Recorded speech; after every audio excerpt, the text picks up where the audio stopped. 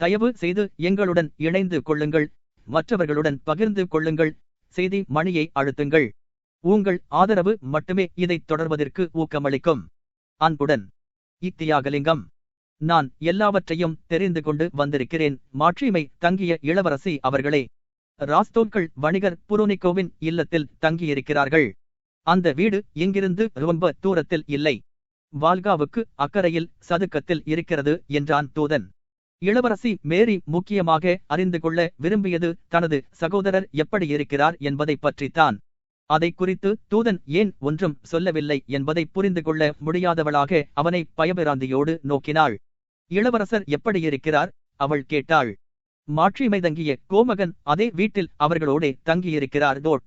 அப்படியானால் அவர் உயிரோடிருக்கிறார் என்று நினைத்தாள் இளவரசி மேரி. தாழ்ந்த குரலில் அவள் தொடர்ந்து கேட்டாள், அவர் எப்படியிருக்கிறார்? இன்னும் அப்படியேதான் இருக்கிறார் என்று வேலைக்காரர்கள் கூறுகிறார்கள். இன்னும் அப்படியேதான் இருக்கிறார் என்பதற்கு என்ன அர்த்தம் என்று இளவரசி மேரி கேட்கவில்லை.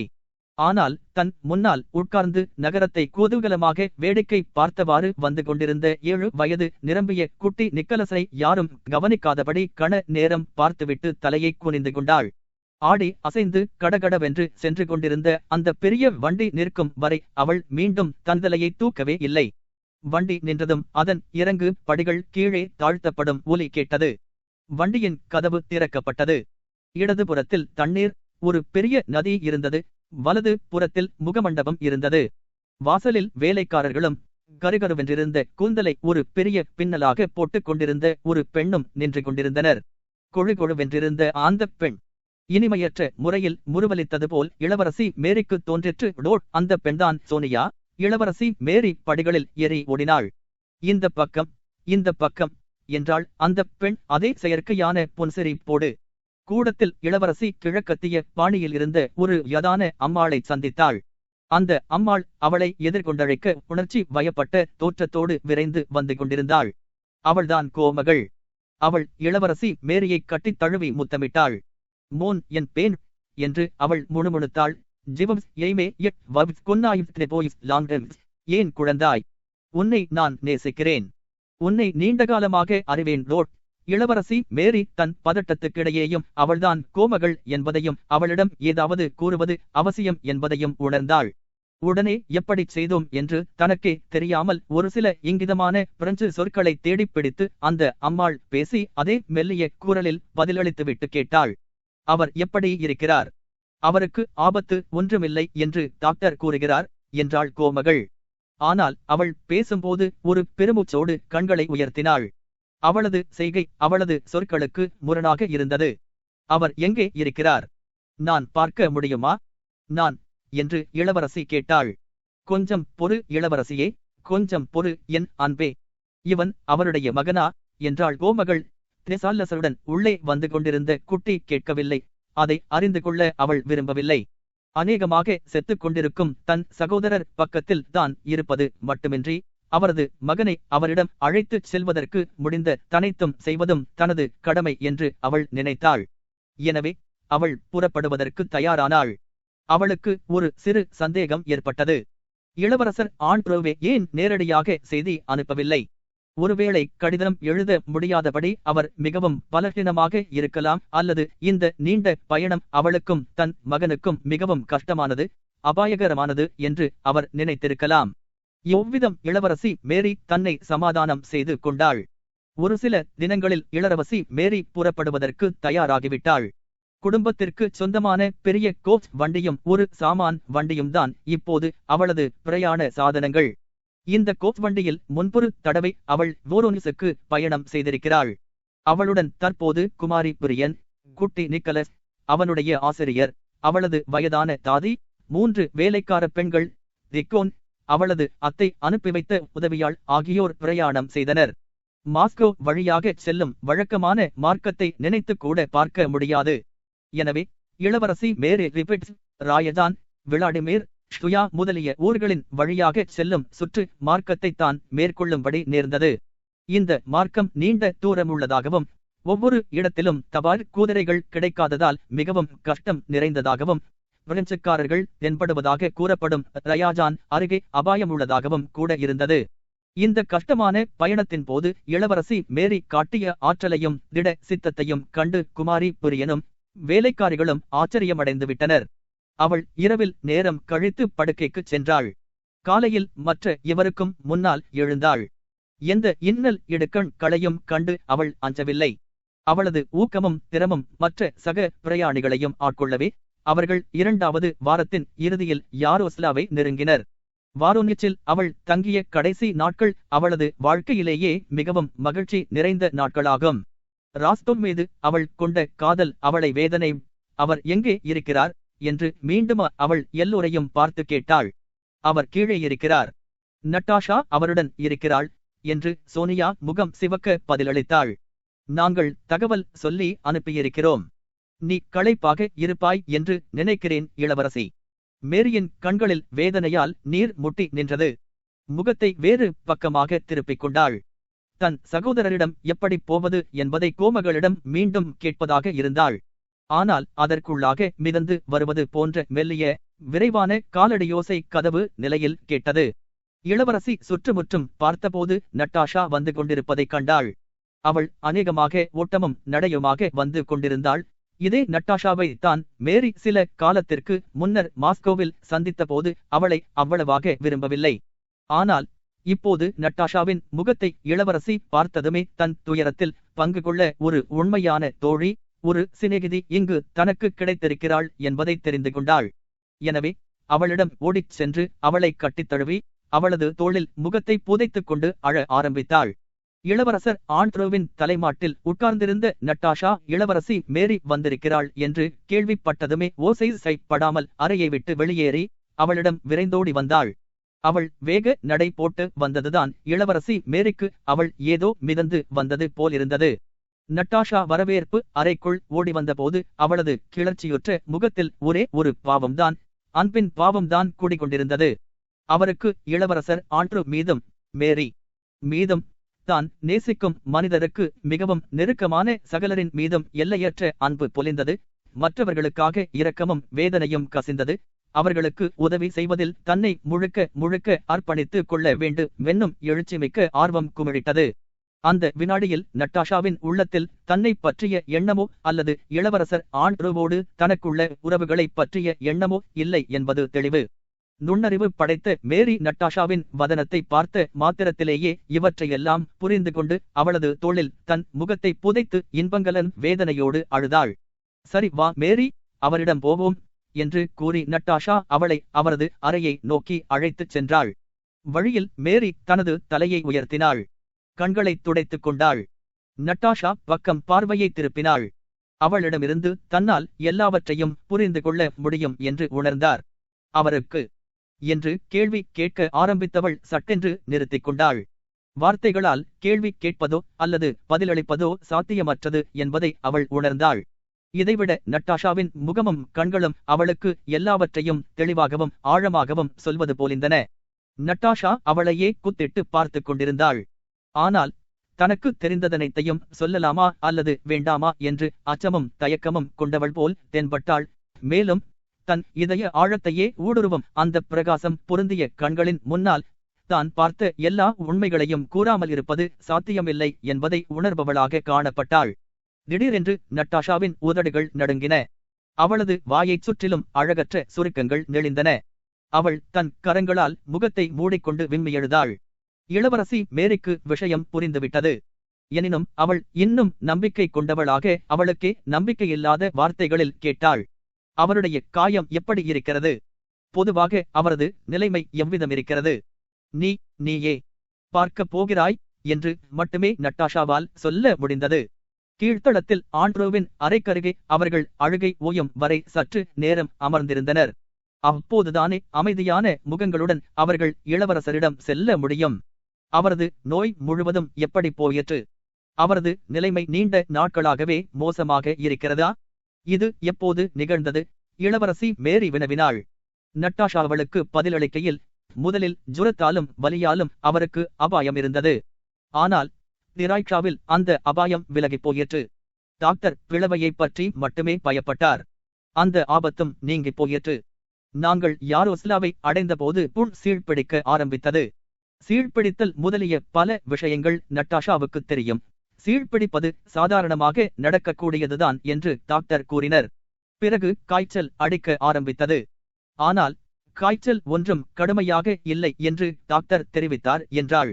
ஆனால் 2 தினங்களுக்கு முன்னர் இது திடீரென்று நிகழ்ந்தது என்று கூறினாள் நட்டாஷா பொங்கிவரும் தனது அழுகையை அடக்கிக் கொண்டே.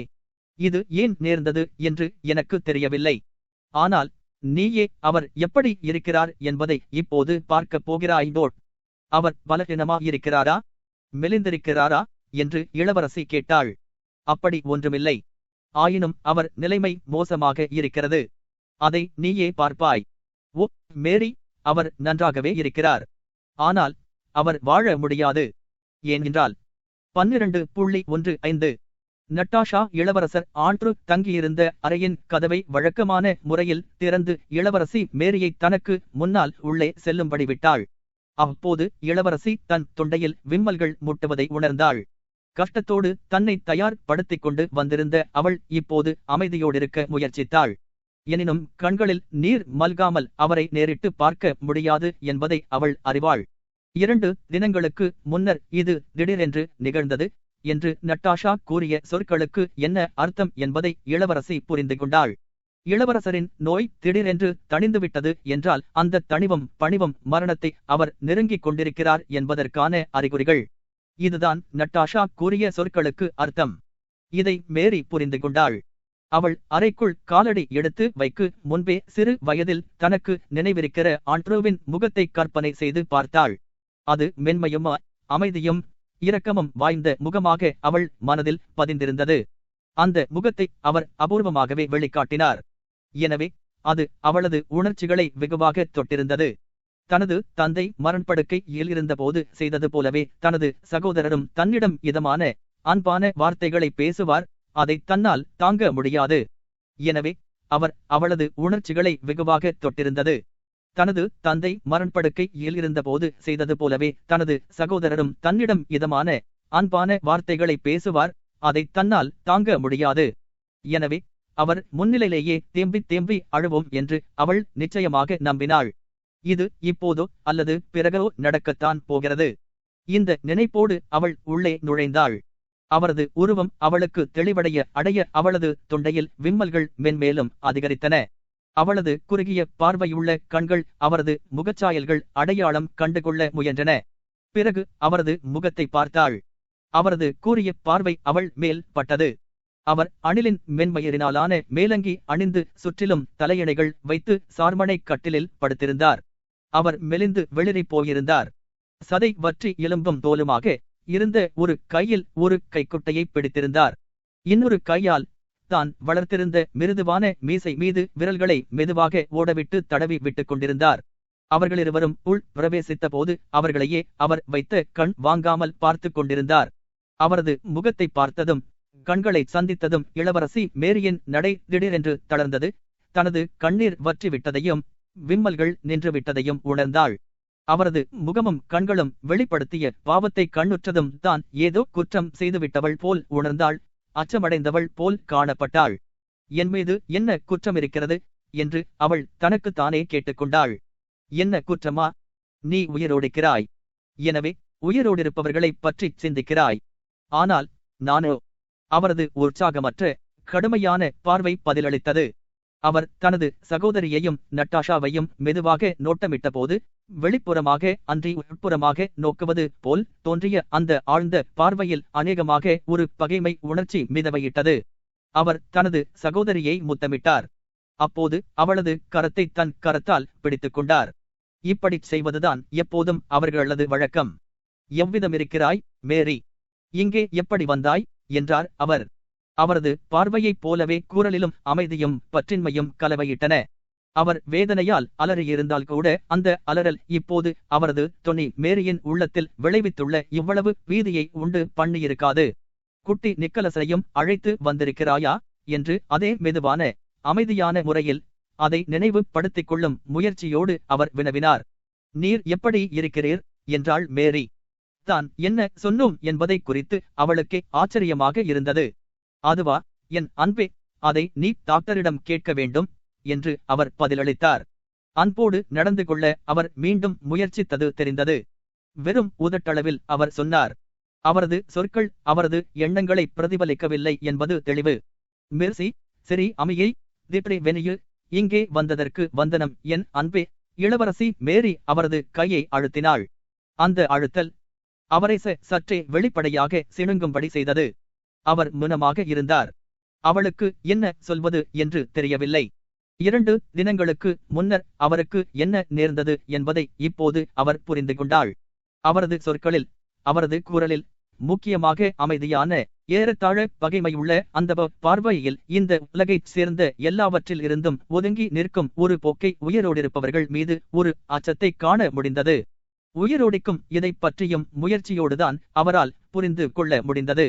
ஆனால் அவர் புரிந்து கொள்ள தவறியதற்கு காரணம் அப்படி புரிந்து கொள்ளும் சக்தி அவருக்கில்லை என்பதால் அல்ல, அதற்கு பதில் அவர் வேறு ஏதோ ஒன்றை உயிரோடிருப்பவர்கள் புரிந்து கொள்ள முடியாத ஒன்றை புரிந்து கொண்டதுதான் காரணம்.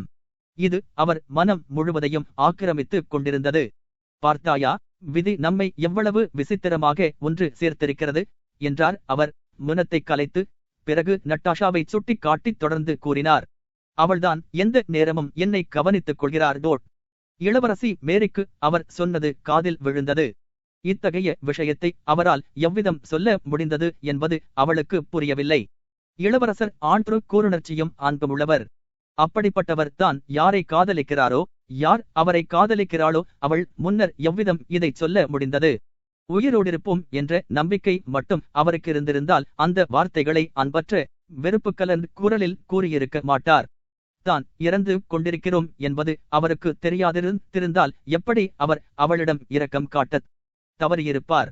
எப்படி அவள் முன்னிலையில் அவ்விதம் பேசியிருப்பார்? இதற்கெல்லாம் ஒரே ஒரு சமாதானம் தான் கூற முடியும். அதாவது வேறு ஏதோ ஒரு முக்கியமான விஷயம் அவருக்கு புலப்பட்டுவிட்ட காரணத்தால் மற்றவற்றில் பற்றின்றி காணப்பட்டார் என்பதுதான் அந்த சமாதானம். உரையாடல் உற்சாகமற்றும் சம்பந்தமில்லாமலும் இடையிடையே உடைந்தும் தொடர்ந்தது. மேரி ரயாஜான் வழியாக வந்திருக்கிறாள் என்றாள் நட்டாஷா. அவள் தன் சகோதரியை மேரி என்று அழைத்ததை இளவரசர் ஆண்ட்ரு கவனிக்கவில்லை. நட்டாஷாவே கூட அவ்வாறு அவர் முன்னால் அவளை பெயரிட்டு அழைத்த பிறகுதான் கவனித்தாள். உண்மையாகவா என்று அவர் கேட்டார். மாஸ்கோ நகரம் பூராவும் எரிந்து பஸ்பமாகி விட்டதாக அவளிடம் கூறியிருக்கிறார்கள். அதோடு நட்டாஷா பேச்சை நிறுத்தினாள். பேச்சைத் தொடர்வது அசாத்தியமாக இருந்தது. அவர் பேச்சை கேட்க முயன்ற போதிலும் அது அவரால் இயலவில்லை என்பது தெளிவாக தெரிந்தது. உண்மைதான், அது எரிந்து போய்விட்டது என்று சொல்கிறார்கள் என்றார் அவர். இது மிகவும் இரங்கத்தக்க ஒரு விஷயம் லோட். மீசையை தன் விரல்களால் தடவி விட்டுக்கொண்டே எதிரே சூன்யத்தோடு வெறித்து பார்த்தார். அப்படியானால் கோமகன் நிக்கலசனை நீ சந்தித்து விட்டாயா மேரி என்றார் இளவரசர் ஆண்ட்ரு திடீரென்று. அவர்களுடன் இதமாக பேச வேண்டுமென்று அவர் விரும்பியது தெரிந்தது. உன்னை தனக்கு மிகவும் பிடித்திருப்பதாக அவர் இங்கே எழுதியுள்ளார் என்று அவர் சர்வ சாதாரணமாக அமைதியாக தொடர்ந்தார். உயிரோடிருப்பவர்களுக்கு தனது சொற்கள் எவ்வளவு முக்கியத்துவம் வாய்ந்தது என்பதையெல்லாம் அவர் புரிந்து கொள்ள முடியாதவராக இருந்தார். நீயும் அவரை விரும்பினால் அவரை கல்யாணம் செய்து கொள்வது உனக்கு நல்லதாக இருக்கும் என்று அவர் சற்று வேகமாகவே மேலும் தொடர்ந்து கூறினார். நீண்ட காலமாகவே தான் தேடிக்கொண்டிருந்த வார்த்தைகள் கிடைத்துவிட்டது போன்ற ஒரு மகிழ்ச்சியோடு. இளவரசி மேரி அவரது வார்த்தைகளையெல்லாம் கேட்டாள். ஆனால் அவளை பொறுத்த வரையில் அந்த வார்த்தைகள் அவர் உயிரோடிருக்கும் ஒவ்வொன்றில் இருந்தும் தற்போது எவ்வளவு தூரம் விலகி நிற்கிறார் என்பதை காட்டுவதற்கான ஒரு நிரூபணமாக இருந்ததே தவிர மற்றபடி அவை அவளுக்கு அர்த்தமற்றதாக விளங்கின.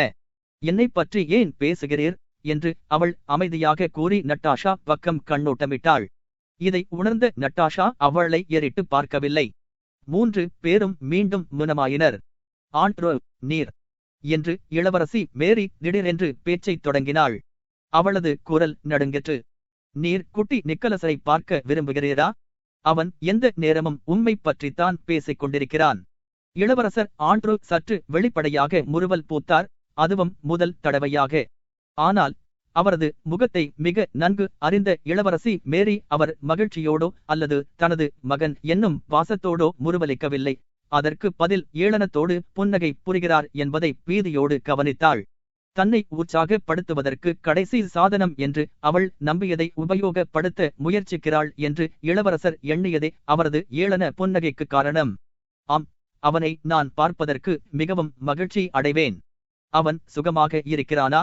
குட்டி நிக்கலஸ் இளவரசர் ஆண்ட்ரூவின் அறைக்கு அழைத்து வரப்பட்டபோது அவன் தன் தந்தையை பயபிராந்தி கொண்ட கண்களோடு நோக்கினான். ஆனால் அழவில்லை. ஏனென்றால் வேறு யாரும் அங்கு அழுது கொண்டிருக்கவில்லை. இளவரசர் ஆண்ட்ரூ அவனை முத்தமிட்டார். அவனிடம் என்ன சொல்வது என்று அவருக்கு தெரியவில்லை. குட்டி நிக்கலஸ் அங்கிருந்து அழைத்துச் செல்லப்பட்ட பிறகு இளவரசி மேரி திரும்பவும் தன் சகோதரரிடம் சென்று அவரை முத்தமிட்டாள். இதற்கு மேலும் தன் கண்ணீரை அடக்க முடியாதவளாக கோ வென்று கதறி அழ ஆரம்பித்தாள். அவர் அவளை உன்னிப்போடு பார்த்தார். நிக்கலஸுக்காகவா அழுகிறாய் என்று கேட்டார். இளவரசி மேரி அழுது கொண்டே தலையை ஆட்டினாள்.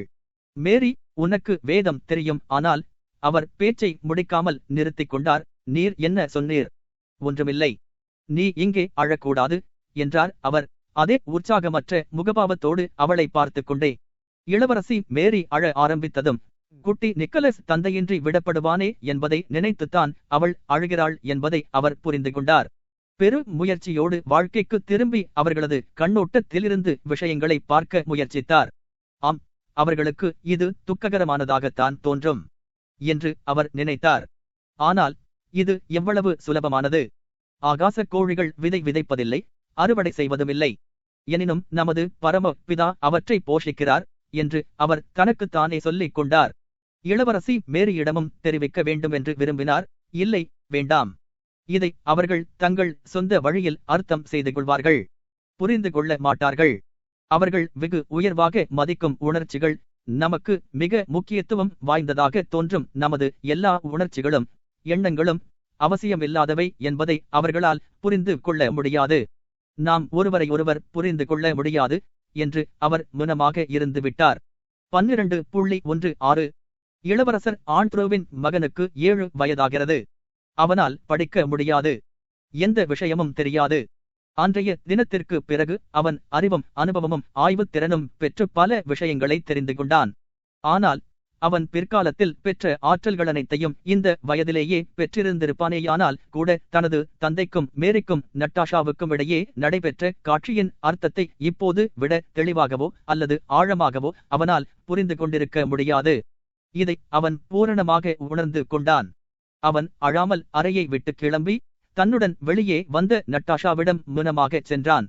அவளை தன் அழகிய சிந்தனை தோய்ந்த கண்களால் கூச்சத்தோடு நோக்கினான். பிறகு அவனது சிவந்த மேலுதடு நடுங்கற்று. தலையை அவள் மீது சாய்ந்து கொண்டு அழ ஆரம்பித்தான். இதன் பின்னர் தன்னை அன்புடன் சீராட்டிய திசல்லஸையும் கோமகளையும் தவிர்த்தான். ஒன்று தனிமையில் உட்கார்ந்தான், அல்லது அச்சத்தோடு இளவரசி மேரியிடம் சென்றான், அல்லது தன் அத்தையையும் விடக்கூட தனக்கு பிடித்திருந்த நட்டாஷாவிடம் சென்றான்.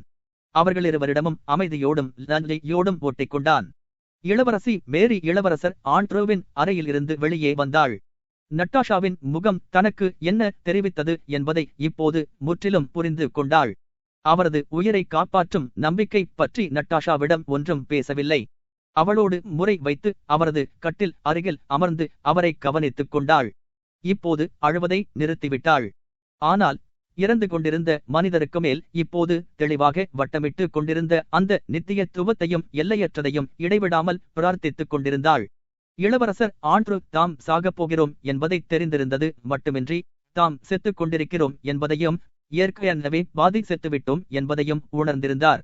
உலகம் சம்பந்தப்பட்ட சகலவற்றின் மீதும் தமக்கு பற்றுதல் போய்விட்டதையும் தம் உயிரை பற்றி ஒரு விசித்திரமான அலட்சியம் ஏற்பட்டிருப்பதையும் அவர் அறிந்திருந்தார்.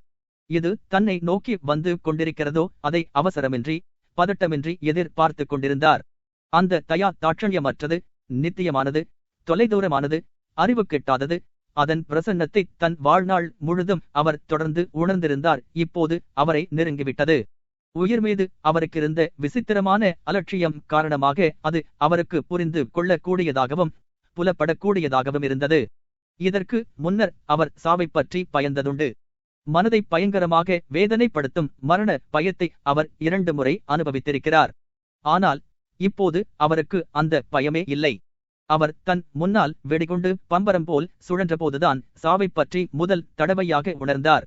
உழுத வயல்களையும் புதர்களையும் ஆகாயத்தையும் நோக்கினார். மரணத்துடன் நேருக்கு நேர் நிற்கிறோம் என்பதை தெரிந்து கொண்டார்.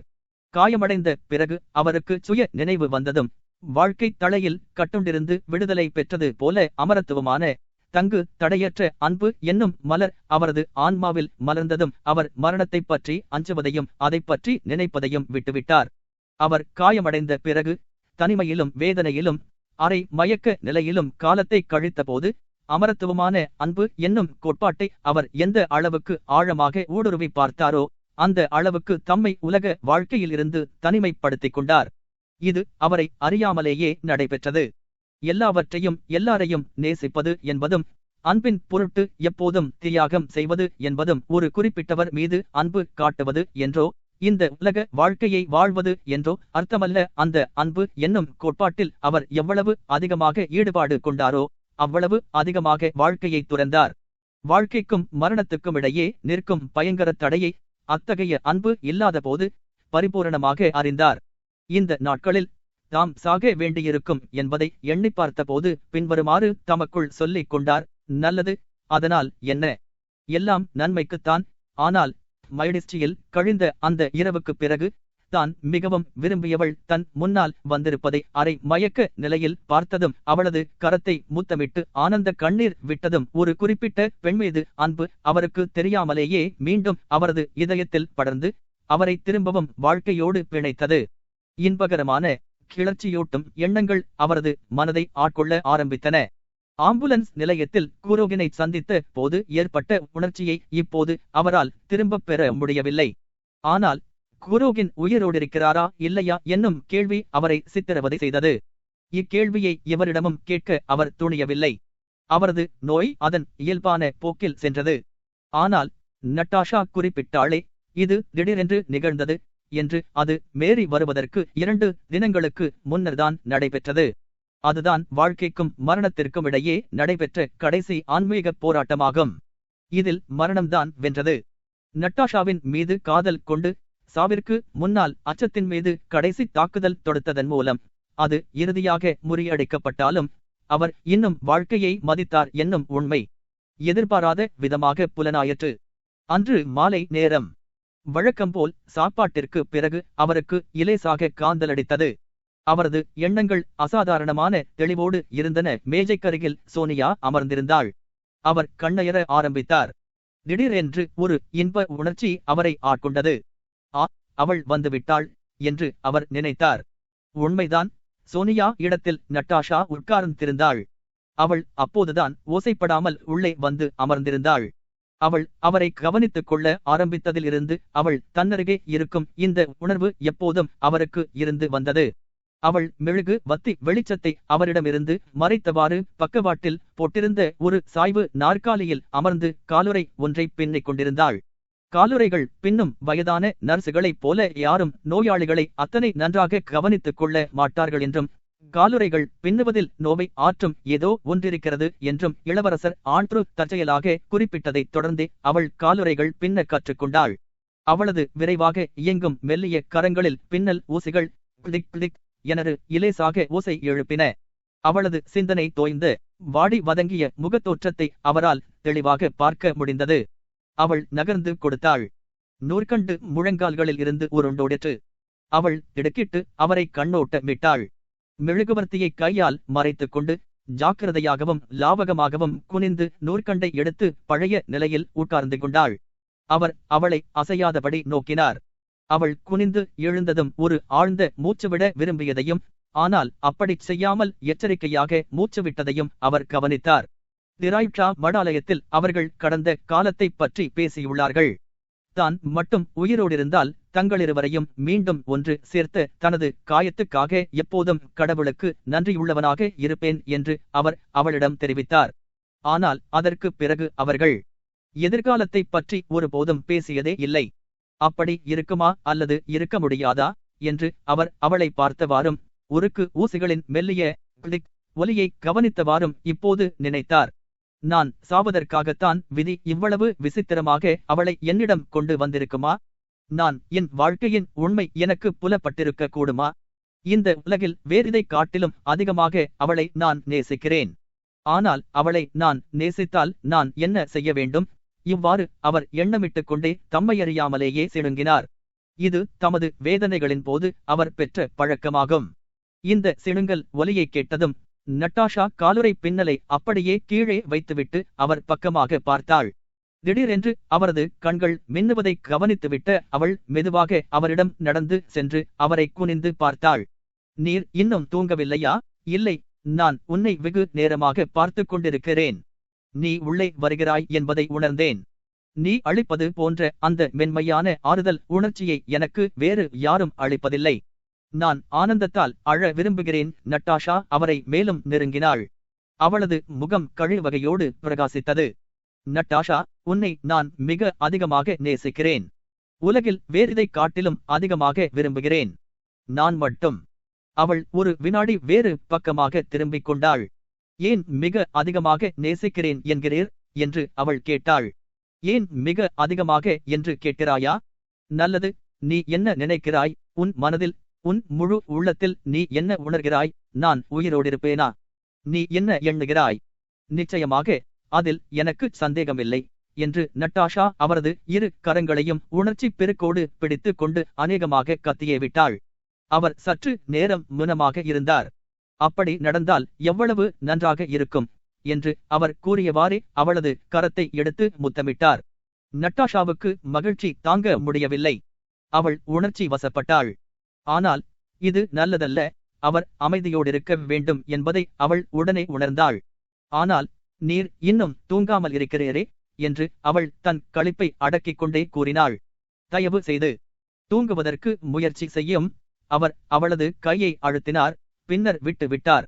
அவள் மெழுகுவர்த்தியண்டை சென்று மீண்டும் பழைய மாதிரி உட்கார்ந்து கொண்டாள். அவரை 2 முறை திரும்பி பார்த்தாள். அவர் தன்னை நோக்கி புன்னகை புரிந்து கொண்டிருப்பதைக் கண்டாள். பிறகு காலுறையை பின்னும் வேலையில் ஈடுபட்டாள். அதை முடிக்கும் வரை திரும்பி பார்ப்பதில்லை என்று தீர்மானித்துக் கொண்டாள். சீக்கிரமே அவர் உண்மையிலேயே கண்களை மூடி அயர்ந்து நித்திரை செய்தார். அவர் நீண்ட நேரம் தூங்கவில்லை. இருந்தார் போல் இருந்தது. குப் வென்று வியர்வை கப்ப அவர் திடுக்கிட்டு விழித்துக் கொண்டார். இப்போது அவர் மனதை சர்வசதாவும் நிரம்பிக் கொண்டிருந்த வாழ்வா சாவா என்னும் விஷயத்தை பற்றி, அதிலும் முக்கியமாக சாவை பற்றி தூங்கும்போது கூட நினைத்துக் கொண்டிருந்தார். மரணத்தை தாம் சமீபித்து விட்டதை அவர் உணர்ந்தார். அன்பு அன்பு என்றால் என்ன என்று அவர் யோசித்தார். அன்பு மரணத்தை தடுக்கிறது. அன்பே வாழ்க்கை. நான் அன்பு செலுத்துவதால்தான் எல்லாவற்றையும் புரிந்து கொள்கிறேன். எல்லாம் இருப்பதும் வாழ்வதும் நான் அன்பு செலுத்துவதால்தான். அன்புதான் கடவுள். நான் சாகிறேன் என்றால் அன்பின் ஒரு துணுக்கான நான் அந்த பொதுவான அமரத்துவமான மூலத்திற்கு திரும்பிச் செல்ல வேண்டும் என்றுதான் அதற்கு அர்த்தம். இந்த எண்ணங்கள் அவருக்கு ஆறுதலளிப்பதாக தோன்றின. ஆனால் அவை வெறும் எண்ணங்கள்தானே. அவற்றில் ஏதோ குறைபாடு இருந்தது. அவை தெளிவாக இல்லை. அவை தனி மனிதர் பற்றிய ஒரு சார்புடைய எண்ணங்களாகவும் மூளையின் கற்பனைகளாகவும் இருந்தன. பழைய மனவெழுச்சியும் நிச்சயமின்மையும் வேறு தலை தூக்கின. அவர் அயர்ந்து தூங்கிவிட்டார். அவர் உண்மையில் எந்த அறையில் இருந்தாரோ அதே அறையில் படுத்திருப்பது போல் கனவு கண்டார். ஆனால் இப்போது அவர் பூரண சுகத்தோடும் காயமின்றியும் இருந்தார். சாமானியமான முக்கியமல்லாத பலர் அவர் முன் தோன்றினர். அவர் அவர்களுடன் பேசினார். ஏதோ அற்பமான விஷயங்களை பற்றியெல்லாம் விவாதித்தார். அவர்கள் போவதற்கு தயாராகிக் கொண்டிருந்தார்கள். இளவரசர் ஆண்ட்ரூ இவையெல்லாம் பயனற்றவைகள் என்பதையும் இவற்றை விட முக்கியமான கவலைகள் தமக்கிருக்கின்றன என்பதையும் அரைகுறையாக உணர்ந்தார். எனினும் தமது வெறும் வாசாலகம் மூலம் அவர்களை வியப்பிலாழ்த்தியவாறு தொடர்ந்து பேசிக்கொண்டே இருந்தார். அவர் அறியாமலே படிப்படியாக இந்த நபர்களெல்லாம் மறையத் தொடங்கினர். மூடியிருந்த கதவு விஷயம் ஒன்றுதான் இப்போது மற்றெல்லாவற்றையும் பின்னுக்கு தள்ளிட்டு முன்னணியில் நின்றது. அவர் எழுந்து கதவை மூடி தாழ்பாளிடப் போனார். தாழ்பாளிடுவதற்கு அவர் உரிய நேரத்தில் சென்றாரா இல்லையா என்பதை பொறுத்துத்தான் எல்லாமே இருந்தது. அவர் போகவே செய்தார். விரைந்து செல்ல முயற்சியும் செய்தார். ஆனால் அவரது கால்கள் நகர மறுத்துவிட்டன. அவர் மிக பிரயாசையோடு தன் சக்தி முழுவதையும் பயன்படுத்திய போதிலும் கூட தன்னால் உரிய நேரத்தில் சென்று தாழ்பாளிட முடியாது என்பதை தெரிந்து கொண்டார். தீவிர வேதனைப்படுத்தும் ஒரு பயம் அவரை குவிக்கொண்டது. அந்த பயம்தான் மரண பயம் என்பது. அது கதவுக்கு பின்புறம் நின்றிருந்தது. ஆனால் அவர் அப்போதுதான் கதவை நோக்கி தட்டு தடுமாறிச் சென்று கொண்டிருக்கையில் அந்த பயங்கரமான ஏதோ ஒன்று அதற்குள்ளாக கதவை எதிர்ப்புறத்தில் இருந்து தள்ளி உள்ளே நுழைய முனைந்து கொண்டிருந்தது. மனித ஜீவனல்லாத ஒன்று, மரணம் உள்ளே திடும்பிரவேசமாக நுழைய முயன்று கொண்டிருந்தது. அது உள்ளே வராதபடி தடுத்தாக வேண்டும். அவர் கதவை எட்டிப்பிடித்து கடைசி பிரயத்தனமாக அதை முட்டு தாங்கி நிற்க முயற்சி செய்தார். அதை தாழ்பாளிடுவது இப்போது அசாத்தியமானதாக இருந்தது. ஆனால் அவரது முயற்சி பலவீனமாகவும் பயனற்றும் போயிற்று. அந்த பயங்கரத்தால் பின்னால் இருந்து தள்ளப்பட்ட கதவு திறந்து மீண்டும் மூடிக்கொண்டது. அது திரும்பவும் வெளியே இருந்து தள்ளிற்று. மனித சக்திக்கும் அப்பாற்பட்ட அவரது இறுதி முயற்சிகள் வியர்த்தமாயின. கதவின் 2 வாதிகளும் ஓசையின்றி திறந்து கொண்டன. அது உள்ளே நுழைந்தது. அதுதான் மரணம். இளவரசர் ஆண்ட்ரூ செத்துப் போனார். ஆனால் அவர் இறந்து போன கணத்திலேயே தாம் தூங்கிக் கொண்டிருக்கிறோம் என்பது அவரது நினைவுக்கு வந்தது. எனவே இறந்து போன அந்த வினாடியிலேயே ஒரு முயற்சி செய்து அவர் விழித்துக் கொண்டார். ஆம், அது மரணம்தான். நான் செத்தேன், விழித்தெழுந்தேன். ஆம், மரணம் ஒரு விழிப்புத்தான். உடனே அவரது உள்ளத்தில் ஒளி வீசிற்று. இதுவரை அந்த தெரியாத ஒன்றை மறைத்து கொண்டிருந்த மூடிக்கொண்டிருந்த திரை அவரது ஆன்மீக பார்வையிலிருந்து விலகிற்று. அதுவரை தன்னுள் சிறைப்படுத்தப்பட்டிருந்த சக்திகள் விடுதலை செய்யப்பட்டு விட்டது போல் அவர் உணர்ந்தார். அந்த விசித்திரமான அலட்சியம் அவரை விட்டு மீண்டும் அகலவில்லை. வியர்வை அரும்ப விழித்துக் கொண்ட அவர் மெத்தையில் புரண்டு படுத்தார். நட்டாஷா அவரிடம் சென்று என்ன விஷயம் என்று கேட்டாள். அவர் பதில் பேசவில்லை. அதற்கு பதில் ஒன்றும் புரியாதவரை போல அவளை வினோதமாக பார்த்தார். இதுதான் இளவரசி மேரி வந்து சேருவதற்கு 2 தினங்களுக்கு முன்னர் அவருக்கு நேர்ந்ததாகும். அந்த தினம் முதல் டாக்டர் கருத்து தெரிவித்தது போல அவரது காய்ச்சல் உக்கிரமான கட்டத்தை அடைந்தது. ஆனால் டாக்டர் கூறியதைப் பற்றி நட்டாஷா அக்கறை கொள்ளவில்லை. அவளே அந்த பயங்கர சின்னங்களை திட்டவட்டமாக பார்த்தாள். இதைப் பற்றி அவளுக்கு இனி கிஞ்சிற்றும் ஐயமில்லை. அன்றைய தினம் முதல் இளவரசர் ஆண்ட்ரூவுக்கு வாழ்க்கையில் இருந்தும் அதேபோல தூக்கத்தில் இருந்தும் ஒரு விழிப்பு ஏற்பட்டது. வாழ்க்கையின் காலத்தோடு ஒப்பிடுகையில் அதிலிருந்து ஏற்பட்ட விழிப்பு கனவின் காலத்தோடு ஒப்பிடுகையில் தூக்கத்தில் இருந்து ஏற்பட்ட விழிப்பை விட அவருக்கு மெதுவாக தோன்றவில்லை. இந்த ஒப்பு நோக்கப்பட்ட மெதுவான விழிப்பில் அச்சம் தரக்கூடியதோ அல்லது மூர்க்கமானதோ எதுவுமில்லை. அவரது கடைசி நாட்களும் காலமும் சாதாரணமான எளிய முறையிலேயே கழிந்தன. அவரை விட்டு அகலாத இளவரசி மேரி, நட்டாஷா ஆகிய இருவருமே இதை உணர்ந்தனர். அவர்கள் அழவோ நடுக்கம் கொள்ளவோ இல்லை.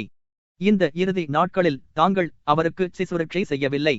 அவர் இனியும் இங்கில்லை, அவர்களை விட்டு போய்விட்டார். அதற்கு பதில் அவரை பெரும்பாலும் நினைவுபடுத்திய அவரது உடலுக்கே சிசுரட்சை செய்தோம் என்பதை அவர்களே அறிந்திருந்தனர். இதை அவர்கள் தீர்க்கமாக உணர்ந்திருந்ததால் மரணத்தின் வெளிப்படையான பயங்கரம் அவர்களை ஒன்றும் செய்யவில்லை. அவர்கள் தங்களது வேதனையை கிண்டி கிளறிவிடுவது அவசியம் என்று கருதவில்லை. அவரது முன்னிலையிலோ அல்லது வெளியேயோ அவர்கள் கண்ணீர் விடவில்லை. அவரை பற்றி அவர்கள் ஒருவருக்கொருவர் பேசிக் கொள்ளவுமில்லை. தாங்கள் புரிந்து கொண்டதை வார்த்தைகளில் வெளியிட முடியாது என்பதை அவர்கள் உணர்ந்திருந்தனர். அவர் படிப்படியாக அமைதியாக மேலும் மேலும் அடங்கிக் கொண்டிருக்கிறார், தங்களிடமிருந்து விரிந்து சென்று கொண்டிருக்கிறார் என்பதை அவர்கள் கண்டனர். இது இப்படித்தான் நடக்கும் என்பதையும் அதுதான் சரியானது என்பதையும் அவர்களிருவருமே அறிவர். அவர் தமது குற்றங்களை எல்லாம் ஒப்புக்கொண்டு பாவ மன்னிப்பு பெற்றுக் கொண்டார். அவரிடமிருந்து விடைபெற ஒவ்வொருவரும் வந்தனர். அவரது மகனை அவரிடம் கொண்டு வந்தபோது பையனின் உதடுகளில் முத்தமிட்டு விட்டு வேறு பக்கம் திரும்பிக் கொண்டார். இவ்விதம் அவர் செய்தது மன கஷ்டத்தாலோ துயரத்தாலோ அல்ல. இளவரசி மேரியும் நட்டாஷாவும் இதை புரிந்து கொண்டனர். அதற்கு பதில் பையனுக்கு தேவைப்படுவதெல்லாம் இவ்வளவுதான் என்று அவர் நினைத்ததாலேயே இவ்வாறு செய்தார்.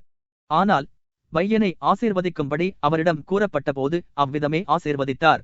பிறகுதான் இன்னும் செய்ய வேண்டியது ஏதாவது இருக்கிறதா என்று கேட்பது போல சுற்றுமுற்றும் பார்த்தார். உயிர் பிரியும் போது அவரது உடல் கடைசி முறையாக குலுங்கிற்று. அப்போது இளவரசி மேரியும் நட்டாஷாவும் அங்கிருந்தனர். எல்லாம் முடிந்து விட்டதா என்றார் இளவரசி மேரி. அவர்கள் முன்னாலேயே அவரது உடல் சில்லிட்டு சில நிமிடங்கள் அசைவற்று கிடந்தபோது நட்டாஷா சென்று ஜீவனிழந்து போன கண்களை நோக்கினாள். அவற்றை மூடுவதற்கு விரைந்தாள். அப்படியே மூடவும் செய்தாள். ஆனால் அவற்றை முத்தமிடவில்லை. அதற்கு பதில் அவளுக்கு அவரை பெரிதும் நினைவூட்டிய அவரது சடலத்தை கட்டிப்பிடித்துக் கொண்டாள். அவர் எங்கே போய் விட்டார்? இப்போது எங்கே இருக்கிறார்? சடலம் குளிப்பாட்டி உடை உடுத்தப்பட்டு மேஜை மீதிருந்த சவப்பெட்டியில் கிடத்தப்பட்ட போது அவருக்கு இறுதி வணக்கம் தெரிவிக்க ஒவ்வொருவரும் வந்தனர். அவர்கள் எல்லோரும் அழுதனர். குட்டி நிக்கலஸின் உள்ளம் வேதனை மிகுந்த குழப்பத்தால் வெடித்து போய்விடும் போலிருந்ததால் அவன் அழுதான். கோமகளும் சோனியாவும் நட்டாஷாவின் நிலைக்கு இறக்கப்பட்டும் இளவரசர் ஆண்ட்ரூவின் மறைவுக்காகவும் அழுதனர். முதிய கோமகனோ சீக்கிரமே தானும் இதே பயங்கர அடிச்சுவட்டில் செல்ல வேண்டி வருமே என்பதை நினைத்து அழுதார். நட்டாஷாவும் இளவரசி மேரியும் கூட இப்போது அழுதனர். ஆனால் தனிப்பட்ட முறையில் தங்களுக்கு ஏற்பட்ட துயரம் காரணமாக அவர்கள் அழவில்லை. மாறாக தங்கள் முன்னிலையில் நடந்ததேறிய மரணத்தின் சிக்கலற்ற கம்பீரமான இரகசியத்தை புரிந்து கொண்டதனால் அவர்களது உள்ளங்களை ஆட்கொண்ட ஒரு பவித்திரமான மென்மையான உணர்ச்சியோடு அவர்கள் அழுதனர். விளக்க உரைகள். 12.1 விட்கென்ஸ்டைன் என்பவர் ஆஸ்திரிய விருதுகளை பிரெஞ்சுக்காரர்களிடமிருந்து கைப்பற்றினார். அவுடினாட் தலைமையில் பிரெஞ்சு படைப்பகுதிகளின் மீது ஜூன் மாதம் 18, 19 தேதிகளில் கிலியாஸ்டெக்ஷி என்ற இடத்தில் நடத்திய தாக்குதல்களில் அந்த விருதுகளை கைப்பற்றினார்கள். ஆஸ்திரிய துருப்புகள் நெப்போலியனோடு சேர்ந்து யுத்தம் செய்து கொண்டிருந்தன. சிறிது காலத்திற்கு முன்னால்தான் ஆஸ்திரியா ரஷ்யாவுடன் நேச ஒப்பந்தம் செய்தது. அதை மீறி ஆஸ்திரியா நடந்ததையே இந்த குறிப்பு சுட்டிக்காட்டுகிறது. 12.2 குட்டதோம் அறிக்கை அனுப்பிய 3வது தினத்தில் ஒரு கிராமாந்தர கனவான் மாஸ்கோவில் இருந்து வந்தார். பிரெஞ்சுக்காரர்களிடம் மாஸ்கோ சரண்டைந்தது பற்றிய செய்தி அதன் பின்னால் பரவியது. 12.7 இதற்காக பிரார்த்தனை செய்து கொண்டிருந்தாரோ அந்த காரியம் நிறைவேறிவிட்டது என்று ஆசிரியர் குறிப்பிடுகிறார். தமது சொந்த அனுபவங்களை தம்முடைய நாவல்களில் ஆசிரியர் உபயோகித்து வருவதற்கு இது ஒரு ஆதாரம். அவருடைய 23வது வயதில் காக்கஸ் பிரதேசத்தில் அவர் இராணுவத்தில் இருந்தபோது ஒரு சீட்டு விளையாட்டில் அவர் தமது கையில் இருந்த ரொக்க பணம் முழுவதையும் இழந்தார். மேற்கொண்டு வேண்டிய பணத்திற்கு 500 ரூபிள்களுக்கு ஒரு பிராமிசரி நோட்டையும் கொடுத்தார். அந்த நோட்டிற்கு பணம் கொடுக்க வேண்டிய காலம் வந்தது. அச்சமயமும் அவரிடம் கையில் பணம் இல்லை. தமது கமாண்டரிடம் தம்மை பற்றி புகார் செய்யப்படுமானால் தம்முடைய நிலைமை எப்படி இருக்கும் என்பதை நினைத்து அவர் அதைரியம் கொண்டார். இதை குறிப்பிட்டு தமது அத்தையான தாட்டியானாவுக்கு எழுதிய கடிதத்தில் பின்வருமாறு சொல்லியிருந்தார். மாலையில் நான் பிரார்த்தனை செய்தபோது வெகு உருக்கமான இந்த கஷ்டத்தில் இருந்து தப்புவிக்கும்படி கடவுளை பிரார்த்தித்தேன். ஆனால் நான் படுக்கப் போகும்போது இதில் இருந்து எப்படி தப்ப முடியும் என்று நினைத்தேன். அந்த கடனை அடைப்பதற்கு வேண்டியது எதுவும் நடக்கப் போவதில்லை என்று நினைத்தேன். கடவுளே என்னை காப்பாற்றும் என்று பிரார்த்தித்துக் கொண்டு படுத்து தூங்கிவிட்டேன். மறுநாள் அவருடைய சகோதரரான நிக்கலசரிடமிருந்து ஒரு கடிதம் வந்தது. ஆசிரியருக்கு மிகவும் வேண்டியவரான ஒரு நண்பர் அந்த பிராமிசரி நோட்டை வைத்திருந்தவரிடமிருந்து அதை வாங்கி நிக்கலசரிடம் கொண்டு வந்து கொடுத்து அதை அவருக்கு பரிசாக அனுப்புமாறு கூறியதாக அக்கடிதத்தில் எழுதப்பட்டிருந்தது. 2 சம்பவங்களும் ஒரே மாதிரியாக இருக்கிறபடியால் மேலே குறிப்பிடப்பட்ட சம்பவத்தையே அவர் இந்த நாவலில் கையாண்டு இருக்கிறார் என்று தெரிகிறது. யாராஸ்லாய் என்ற இடத்திற்கு இளவரசி மேரி பிரயாணப்பட்டு போகும்போது அவளை நிக்கலஸ் வழி அனுப்பினார் என்று ஒரு இடத்தில் வருகிறது. தெற்கில் உள்ள வாரோனிர் என்ற இடத்திற்கும் வடக்கில் உள்ள யாராஸ்லாம் என்ற இடத்திற்கும் 500 மைல் தூரமுண்டு. ஏனென்றால் பிரெஞ்சுக்காரர்களிடம் மாஸ்கோ இருந்தபடியால் மாஸ்கோ வழியாக இளவரசி மேரி பிரயாணம் செய்ய முடியாது. 13.1 வரலாற்று சம்பவத்துக்கு காரணம் கிடையாது, காரணம் இருக்க முடியாது. ஆனால் சம்பவங்களை இயக்கக்கூடிய விதிகள் இருக்கின்றன. இவற்றில் சில நமக்கு தெரிந்தவை. மற்றவை நாம் மனிதனின் மனம் சம்பவங்களுக்கான காரணங்களை அவற்றின் முழுமையோடு புரிந்து கொள்ள முடியாது. எனினும் அந்த காரணங்களை கண்டுபிடிக்க வேண்டுமென்ற ஆர்வம் அவன் உள்ளத்தில் பொதிந்துள்ளது. சூழ்நிலைகளின் வெவ்வேறான தன்மையையும் சிக்கலையும் கருதாமல் எது ஒன்றையும் தனியே எடுத்து பார்த்தால் அது ஒன்று காரணமாக தோன்றலாம். மனிதன் தனது அறிவுக்கு புலப்படக்கூடிய முதலாவது யூகத்தை பிடித்துக்கொண்டு இதோ இதுதான் காரணம் என்று கூறுகிறான். வரலாற்று சம்பவங்களில் இவற்றில் மனிதனின் நடவடிக்கைகள் ஆராய்ச்சிக்குரிய விஷயமாக இருக்கும். முதன்மையானதும் மிகவும் பூர்வீகமானது மான யூகம் கடவுள்களின் சித்தத்தை பற்றியதாக இருக்கும். அதன் பின்னர் மிக உயர்ந்த நிலையில் இருப்போரின், அதாவது சரித்திர புருஷர்களின் சித்தத்தை பற்றியதாக இருக்கும். ஆனால் எந்த ஒரு வரலாற்று சம்பவத்தின் சாரத்தையும் அந்த சம்பவம் அதில் பங்கு கொள்ளும் வெகுஜன பகுதியினரின் நடவடிக்கையாக இருக்கும். நாம் ஊடுருவி பார்த்தால் சரித்திர புருஷர்களின் சித்தம் வெகுஜனங்களின் நடவடிக்கைகளை கட்டுப்படுத்தவில்லை என்பதையும் அதற்கு பதில் அந்த சித்தம்தான் நெடுகிலும் கட்டுப்படுத்தப்பட்டு வந்திருக்கிறது என்பதையும் தெரிந்து கொள்ளலாம். நாம் வரலாற்று சம்பவங்களின் அர்த்தத்தை இப்படி புரிந்து கொள்கிறோமா அல்லது அப்படி புரிந்து கொள்கிறோமா என்பது முக்கியமல்லாத விஷயமாக தோன்றலாம். எனினும் பூமி அசையாமல் அப்படியே நிற்கிறது என்றும் கிரகங்கள்தான் அதனை சுற்றுகின்றன என்றும் கூறியவர்களுக்கும் பூமியை எது தாங்கி நிற்கிறது என்று தங்களுக்கு தெரியாது என்றும், ஆனால் அதையும் இதர கிரகங்களையும் இயக்கும் விதிகள் இருப்பது தங்களுக்கு தெரியும் என்றும் கூறியவர்களுக்கும் இடையே என்ன வித்தியாசம் இருந்ததோ அதே வித்தியாசம் நெப்போலியன் விரும்பியதால்தான் மேற்கத்திய மக்கள் கிழக்கின் மீது படையெடுத்தார்கள் என்று சொல்லும் மனிதனுக்கும் இப்படியெல்லாம் நடக்க வேண்டுமென்றிருந்ததால் தான் இது நடந்தது என்று கூறும் மனிதனுக்கும் இடையே இருக்கவே செய்கிறது. எல்லா காரணங்களுக்குமான ஒரு காரணத்தை தவிர ஒரு புரிந்து கொள்ள முடியாதவை.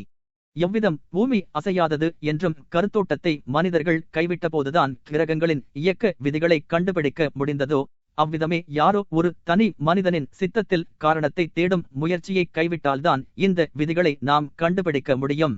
வாராடினோ போருக்கும் எதிரிகள் மாஸ்கோவை பிடித்துக் கொண்டதற்கும் அந்நகர் நெருப்பால் அழிந்து போனதற்கும் அடுத்தபடியாக 1812 வருட யுத்தத்தில் மிக முக்கியமான சம்பவம் ரஷ்ய சைன்யம் ரயாஜானில் இருந்து கலுகா ரஸ்தாவுக்கும் தாராமிடினோ முகாமுக்கும் சென்றதுதான் என்று, இது கிராஸ்னாயா பாக்ரா நதியை கடந்து மேற்கொள்ளப்பட்ட பக்கவாட்டு நடவடிக்கை என்று அழைக்கப்படுகிறது சரித்திர ஆசிரியர்கள் கருதுகின்றனர். அந்த திறமைமிக்க சாதனையின் பெருமையை பல்வேறு மனிதர்கள் மீது ஏற்றிக் கூறுகின்றனர். அவர்களில் யார் அந்த பெருமைக்குரியவர்கள் என்று தங்களுக்குள் மாறுபடுகின்றனர். அந்நிய சரித்திர ஆசிரியர்கள் கூட, பிரெஞ்சு சரித்திர ஆசிரியர்கள் உள்பட, பக்கவாட்டு நடவடிக்கை பற்றி பேசும்போது ரஷ்ய கமாண்டர்களின் சாகசத்தை ஒப்புக்கொள்கின்றனர். ஆனால் இந்த பக்கவாட்டு நடவடிக்கை நெப்போலியனை அழித்து ரஷ்யாவை காப்பாற்றிய யாரோ ஒரு தனி மனிதனின் ஆழ்ந்த அறிவுள்ள திட்டம் என்று இராணுவ ஆசிரியர்களும் அவர்களை பின்பற்றி மற்றவர்களும் ஏன் கருதுகிறார்கள் என்று புரியவில்லை. ஒரு இராணுவம் தாக்கப்படாமல் இருக்கையில் அதற்கு சிறந்த இடம் எங்கு ஆகாராதிகள் மிகுதியாக கிடைக்கின்றனவோ அதுதான் என்பதை தீர்மானிப்பதற்கு நிரம்ப புத்திக்கூர்மை தேவையில்லை. 1812 மாஸ்கோவில் இருந்து பின்வாங்கிய ரஷ்ய சைன்யத்துக்கு மிகவும் சிலாக்கியமான இடம் கலுகா ரஸ்தாதான் என்பதை மந்த புத்தி படைத்த 13 வயது சிறுவன் கூட ஊகித்துக் கொண்டிருக்க முடியும். அப்படியிருக்க இந்த பக்கவாட்டு நடவடிக்கை திட்டத்தில் எங்கே ஆழ்ந்த அறிவும் திறனும் புதிந்துள்ளதோ தெரியவில்லை. ஆக இந்த சாதனை மிகுந்த புத்தி நுட்பம் படைத்தது என்று சரித்திர ஆசிரியர்கள் என்ன காரணம் கொண்டு முடிவுக்கு வருகிறார்கள் என்பதை புரிந்து கொள்ள முடியாமலிருக்கிறது. அதிலும் இந்த பக்கவாட்டு நடவடிக்கைக்கு முன்னரோ பின்னரோ அல்லது அதனை உடனடியாக தொடர்ந்தோ வேறு சம்பவங்கள் நிகழ்ந்திருந்தால் அவை ரஷ்யர்களுக்கு நாசகரமானதாகவும் பிரெஞ்சுக்காரர்களுக்கு நன்மை பயப்பதாகவும் இருந்திருக்கக்கூடும். அவ்விதம் இருக்க இந்த சாகச செயல் பிரெஞ்சுக்காரர்களை அழித்து ரஷ்யாவை காப்பாற்றும் நோக்கத்தோடு திட்டமிட்டு செய்தது என்று அவர்கள் ஏன் கருதுகிறார்கள் என்பதை விளங்கிக் கொள்வது இன்னும் கஷ்டமாக இருக்கிறது. அந்த நடவடிக்கை மேற்கொள்ளப்பட்ட காலம் முதல் உண்மையிலேயே ரஷ்ய சைன்யத்தின் நிலைமை அபிவிருத்தி அடைய தொடங்கியிருந்தால் அதற்கு அந்த நடவடிக்கைதான் காரணம் என்று முடிவு செய்து விடக்கூடாது. அந்த பக்கவாட்டு நடவடிக்கை ரஷ்ய இராணுவத்திற்கு எத்தகைய அனுகூலமும் விளைவிக்க தவறியிருக்கக்கூடும் என்பது மட்டுமின்றி வேறு சந்தர்ப்பங்களில் அதன் அழிவுக்கே கூட வழி வகுத்திருக்கவும் கூடும். மாஸ்கோ எரிந்து சாம்பலாகாதிருந்தால் என்ன நடந்திருக்கும்? முராட்டுக்கு ரஷ்ய இராணுவம் இருக்குமிடம் தெரிந்திருந்தால் என்ன நடந்திருக்கும்? நெப்போலியன் செயலற்று இல்லாமல் இருந்திருந்தால் என்ன நடந்திருக்கும்? பெனிக்சனும் பாரக்லேயும் யோசனை கூறியபடி ரஷ்ய இராணுவம் கிராஸ்னாயா பாக்ராவில், பாக்ரா என்பது மாஸ்கவா நதியின் ஒரு சிறு கிளை ஆறு, போர் புரிந்திருந்தால் என்ன நடந்திருக்கும்? பாக்ராவுக்கு அப்பால் ரஷ்யர்கள் முன்னேறி வந்து கொண்டிருந்த போது பிரெஞ்சுக்காரர்கள் அவர்களை தாக்கியிருந்தால் என்ன நடந்திருக்கும்? ஸ்மாலின்ஸ் தாக்குதலில் பயன்படுத்திய படைபலத்தில் 10ல் ஒரு பகுதியை கொண்டு கூட தாராமிடினோவை நெருங்கியதும் நெப்போலியன் ரஷ்யர்களை தாக்கியிருந்தால் என்ன நடந்திருக்கும்? பிரெஞ்சுக்காரர்கள் பீட்டர்ஸ்பர்க் நோக்கி முன்னேறியிருந்தால் என்ன நடந்திருக்கும்? இந்த சம்பவங்களில் எது நடந்திருந்தாலும் வெற்றியை ஈட்டித் தந்த பக்கவாட்டு நடவடிக்கை விநாசகரமாக முடிந்திருக்கக்கூடும். இதுபோக மிகவும் புரிந்து கொள்ள முடியாத மூன்றாவது விஷயம் என்னவெனில், இந்த பக்கவாட்டு நடவடிக்கை மேற்கொண்ட பெருமை எந்த தனி ஒரு மனிதனையும் சேர முடியாது. இதை யாரும் முன்கூட்டியே யோசனை செய்யவில்லை. வாஸ்தவத்தில் பிலியிலிருந்து நடைபெற்ற வாபஸ் போல இந்த திட்டம் இவர் மனதிலும் முழுமையாக உருவாகவில்லை. அதற்கு பதில் வினாடிக்கு வினாடி, அடிக்கு அடி, நிகழ்ச்சிக்கு நிகழ்ச்சி, மிகவும் வேறுபட்ட, முடிவுற்ற ஏராளமான சந்தர்ப்ப சூழ்நிலைகளில் இருந்து இது உருவாயிற்று. அதிலும் இது நிறைவேற்றப்பட்டு கடந்த கால நிகழ்ச்சியான பிறகுதான் இதன் முழுமையை காண முடிந்தது என்னும் உண்மையை சரித்திர ஆசிரியர்கள் வேண்டுமென்றே பார்க்காமல் தவிர்த்து வருவதுதான். பிலியில் நடைபெற்ற யுத்த கவுன்சில் கூட்டத்தில் நைஜினி ரஸ்டா வழியாக நேரடியாக வாபஸாக வேண்டும் என்னும் எண்ணம்தான் ரஷ்ய கமாண்டர்களின் உள்ளங்களில் மேலோங்கி நின்றது.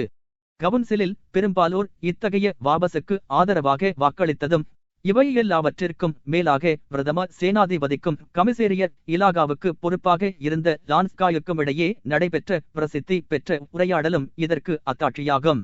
இராணுவ சப்ளைகள் பெரும்பாலும் துலா, ரயாஜான் மாகாணங்களில் ஓகா நெடுகிலும் குவித்து வைக்கப்பட்டுள்ளன என்றும், எனவே அவர்கள் நைஜினி ரஸ்டா வழியாக வாபஸானால் இராணுவம் தனது சப்ளைகளில் இருந்து அகன்ற ஓகா நதியால் துண்டிக்கப்படும் என்றும், குளிர்காலத்தில் இந்நதியை கடக்க முடியாது, ஏனென்றால் அப்போது நதி இலேசாக பனிக்கட்டியால் மூடப்பட்டிருக்கும் லோட் என்றும் பிரதம சேனாதிபதியிடம் லான்ஸ்காய் தெரிவித்தார். அவரது பேச்சு முதலில் மிகச் சரியானது என்று தோன்றிய திட்டத்தை, அதாவது நைஜினி நோல்காராட் ரஸ்டா வழியாக நேரடியாக வாபஸாக வேண்டும் என்னும் திட்டத்தை கைவிடுவது அவசியம் என்பதை முதலாக எடுத்துக்காட்டிற்று.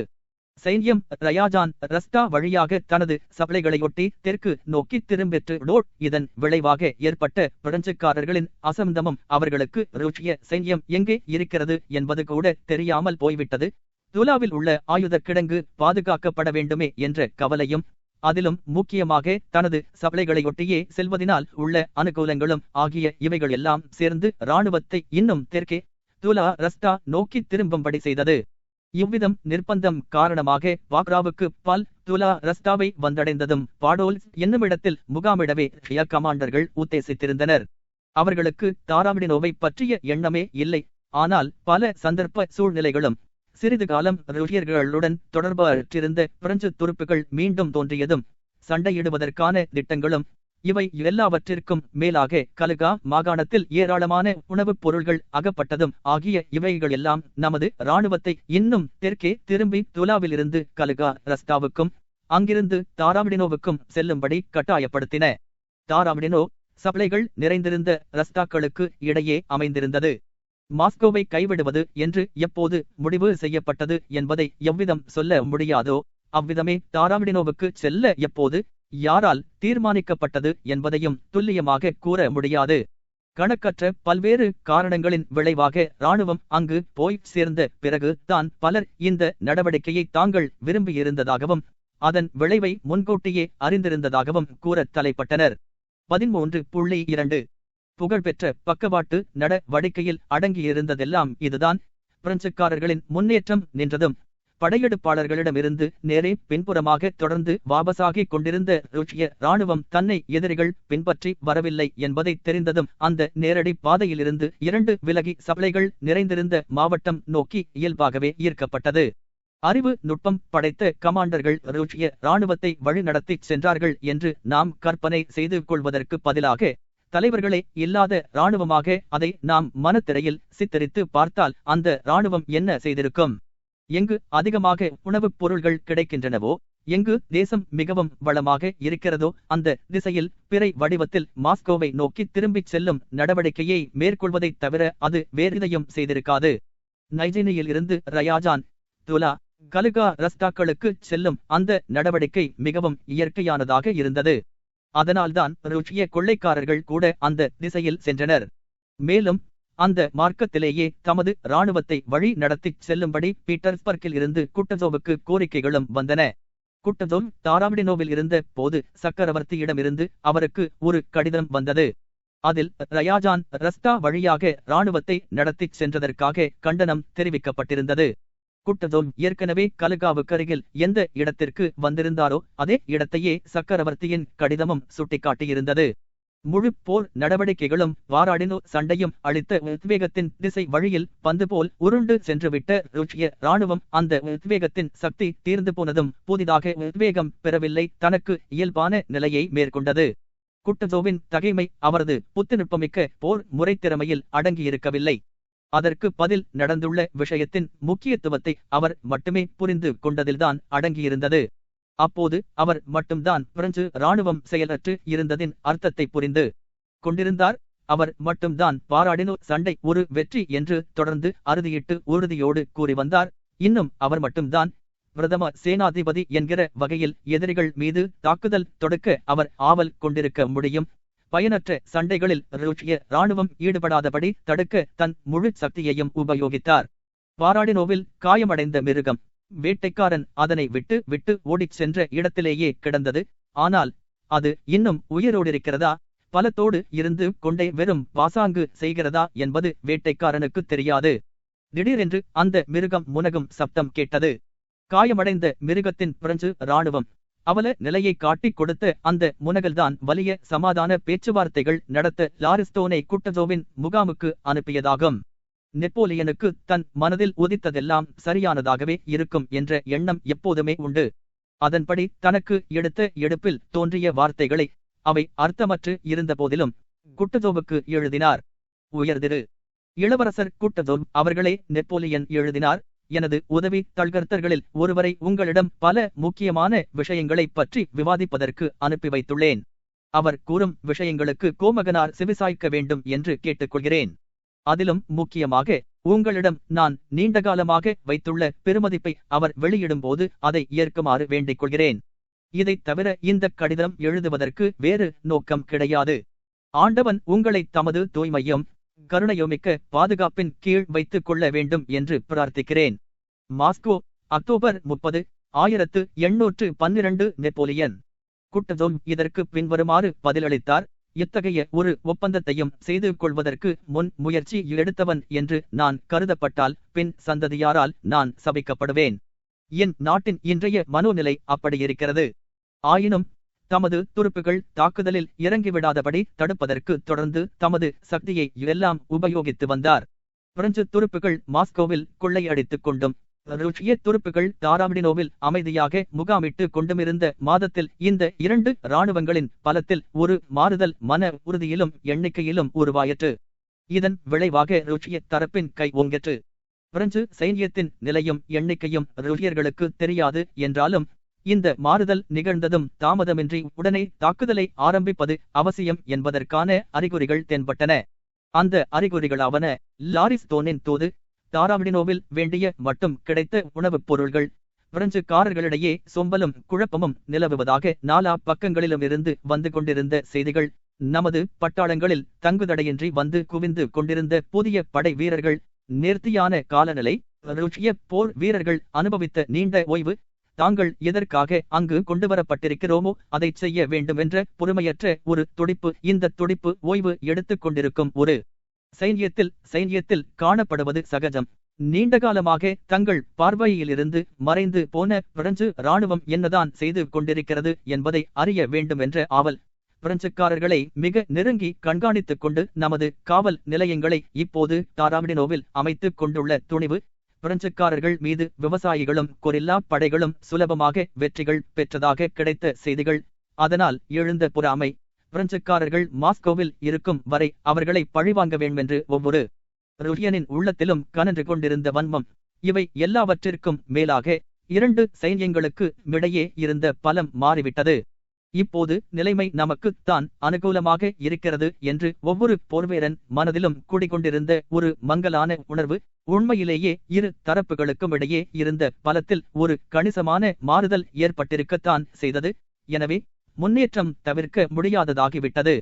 எவ்விதம் நிமிட முள் ஒரு சுற்றி முடிந்ததும் கடிகாரம் மணி அடிக்க ஆரம்பிக்கிறதோ அவ்விதமே இந்த மாற்றம் ஏற்பட்டதும் உடனே மேல் வட்டாரங்களில் சுறுசுறுப்பும் விறுவிறுப்பும் பரபரப்பும் அதிகரித்தன.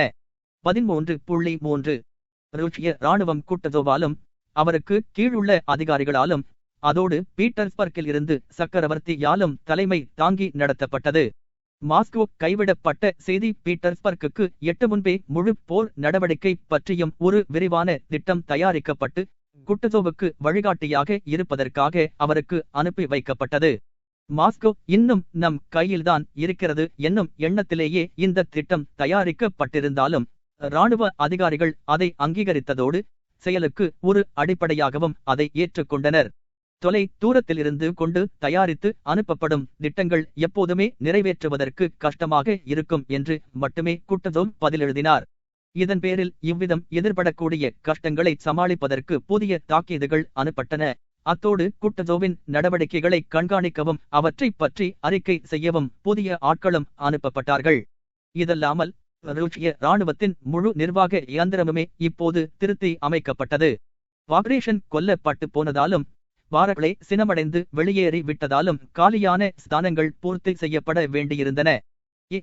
ஏன் இடத்திலும் ஏன் இடத்திலும் அல்லது இதற்கு மாறாக ஏன் இடத்திலும் இவ்வாறாக நியமித்தால் நன்றாக இருக்குமா என்னும் பிரச்சினை மிக ஆழமாக ஆராயப்பட்டது. இதில் அல்லது பியின் திருத்திக்கு மேலாக ஏதோ அடங்கியிருப்பது போல.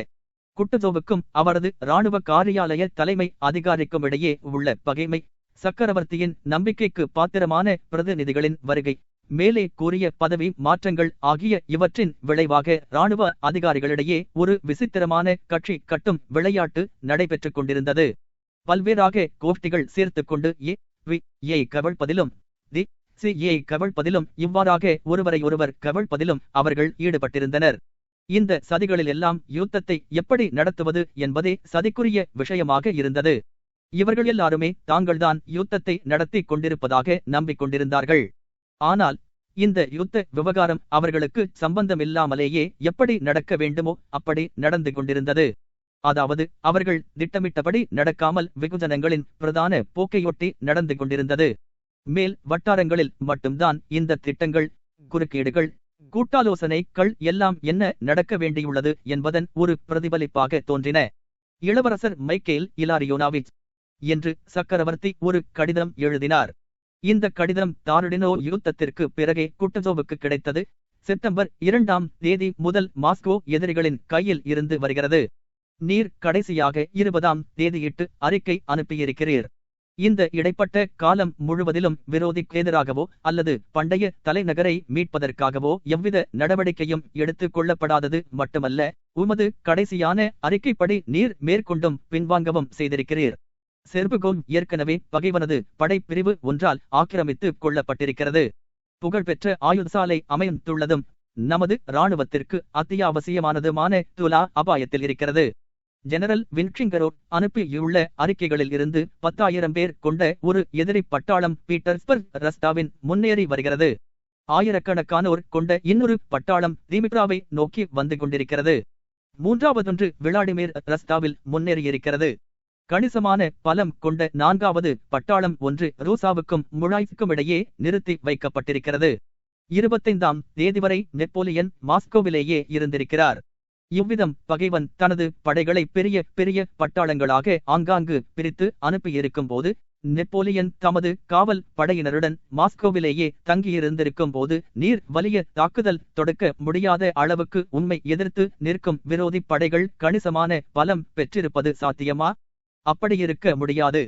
அதற்கு பதில், உம்மிடம் ஒப்படைக்கப்பட்டுள்ள ஒரு சைன்யத்தை விட மிகவும் பலகீனமான படைப்பிரிவுகளோடு அல்லது அதிகம் போனால் ஒரு பட்டாளத்தோடுதான் எதிரி உண்மை பின் தொடர்ந்து வந்து கொண்டிருப்பதாக இருக்க வேண்டும். எனவே நீர் இந்த சந்தர்ப்பங்களை நன்கு பயன்படுத்திக் கொண்டு ஒரு பலகீனமான எதிரியை வெற்றிகரமாக தாக்கி நிர்மூலம் செய்திருக்கலாம், அல்லது குறைந்தபட்சம் அவனை பின் வாங்கும்படி நிர்பந்தப்படுத்தி இப்போது அவன் ஆக்கிரமித்து கொண்டுள்ள மாகாணங்களில் ஒரு முக்கியமான பகுதியை நம் கையில் வைத்துக் கொண்டிருக்கலாம்.